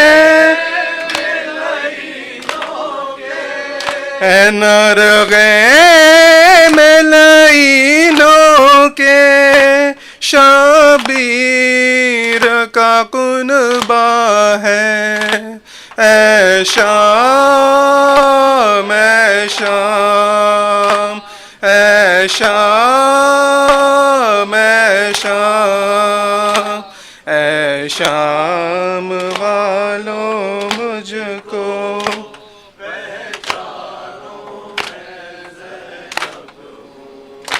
کس طرح کہے بے قاس کیا حال ہوا رن میں، بے شیر کو ایک قطرہ پانی نہ ملا رن میں، لاشا میرے بھائیا کا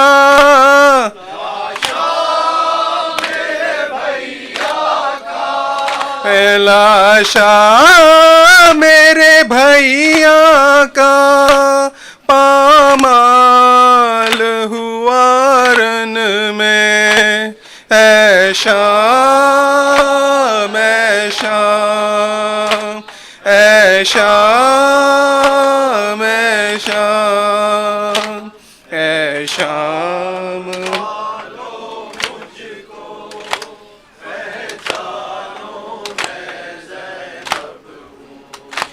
ہم شکل پیمبر نے سینے پہ سینہ کھائی، بے غور کفن رن میں اب تک ہے میرا بھائی، چادر بھی چھینی میری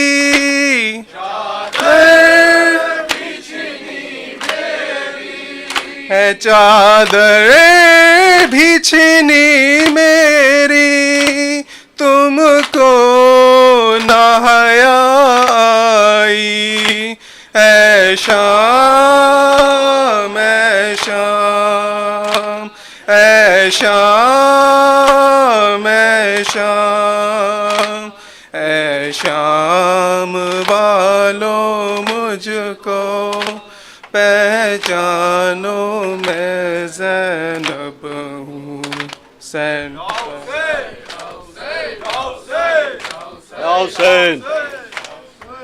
ज़ैनब ने कहा घर को लुटा आई हूँ नाना। ज़ैनब ने कहा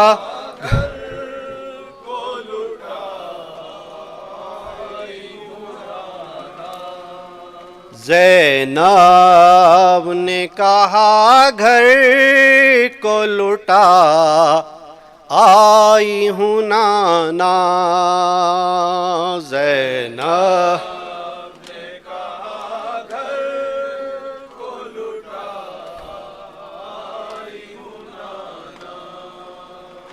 ज़ख्मों के सिवा कुछ भी नहीं लाई हूँ नाना।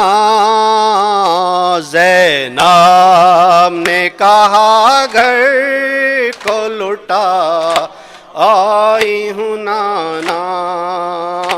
ज़ैनब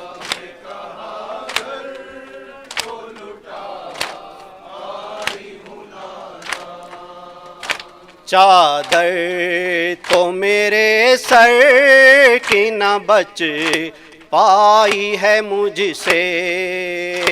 चादर तो सर की न बच पा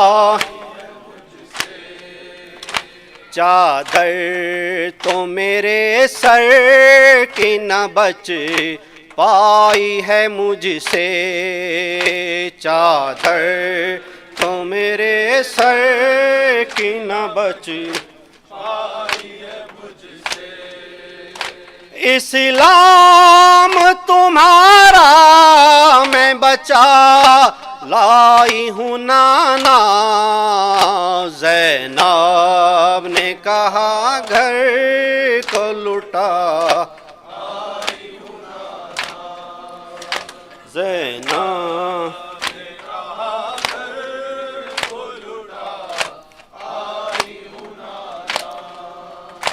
वो वक्त भी आया कि तड़पते रहे बच्चे। वो वक्त भी आया कि तड़पते रहे बच्चे। मैं उनको दिलासा भी न दे पाई हूँ नाना। ज़ैनब ने कहा घर को लुटा आई हूँ नाना। ज़ैनब ने कहा घर को लुटा आई हूँ नाना। रोने से सकीना के निकलता था कलेजा। रोने से सकीना के निकलता था कलेजा। वरना मैं किसी वक्त न घबराई हूँ नाना। ज़ैनब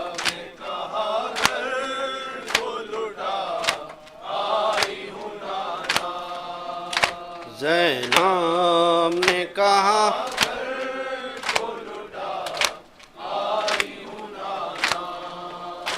वो वक्त भी आया कि तड़पते रहे बच्चे।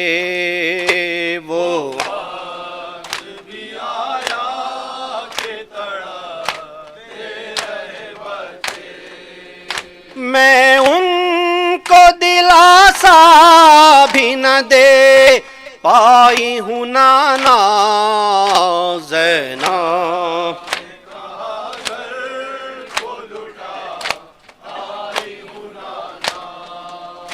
زینب میں کہا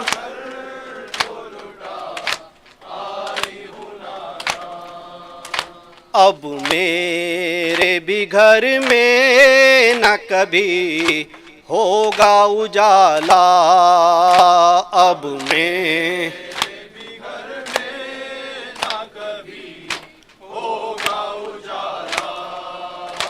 اب میرے بھی گھر میں نہ کبھی ہوگا اجالا اب میں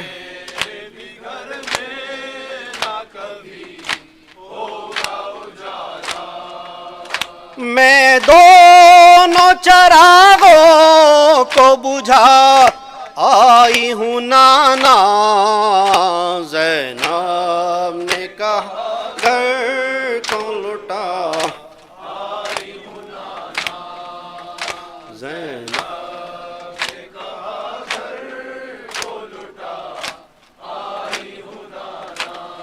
زخموں کے سوا کچھ بھی نہیں لائی ہوں نانا یا حسین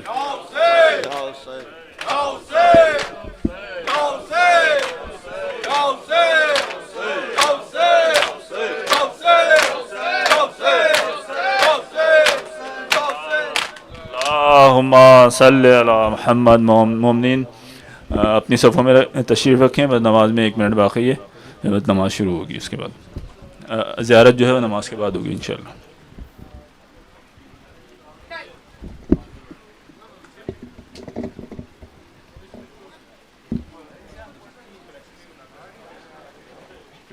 پہ آپ بس 58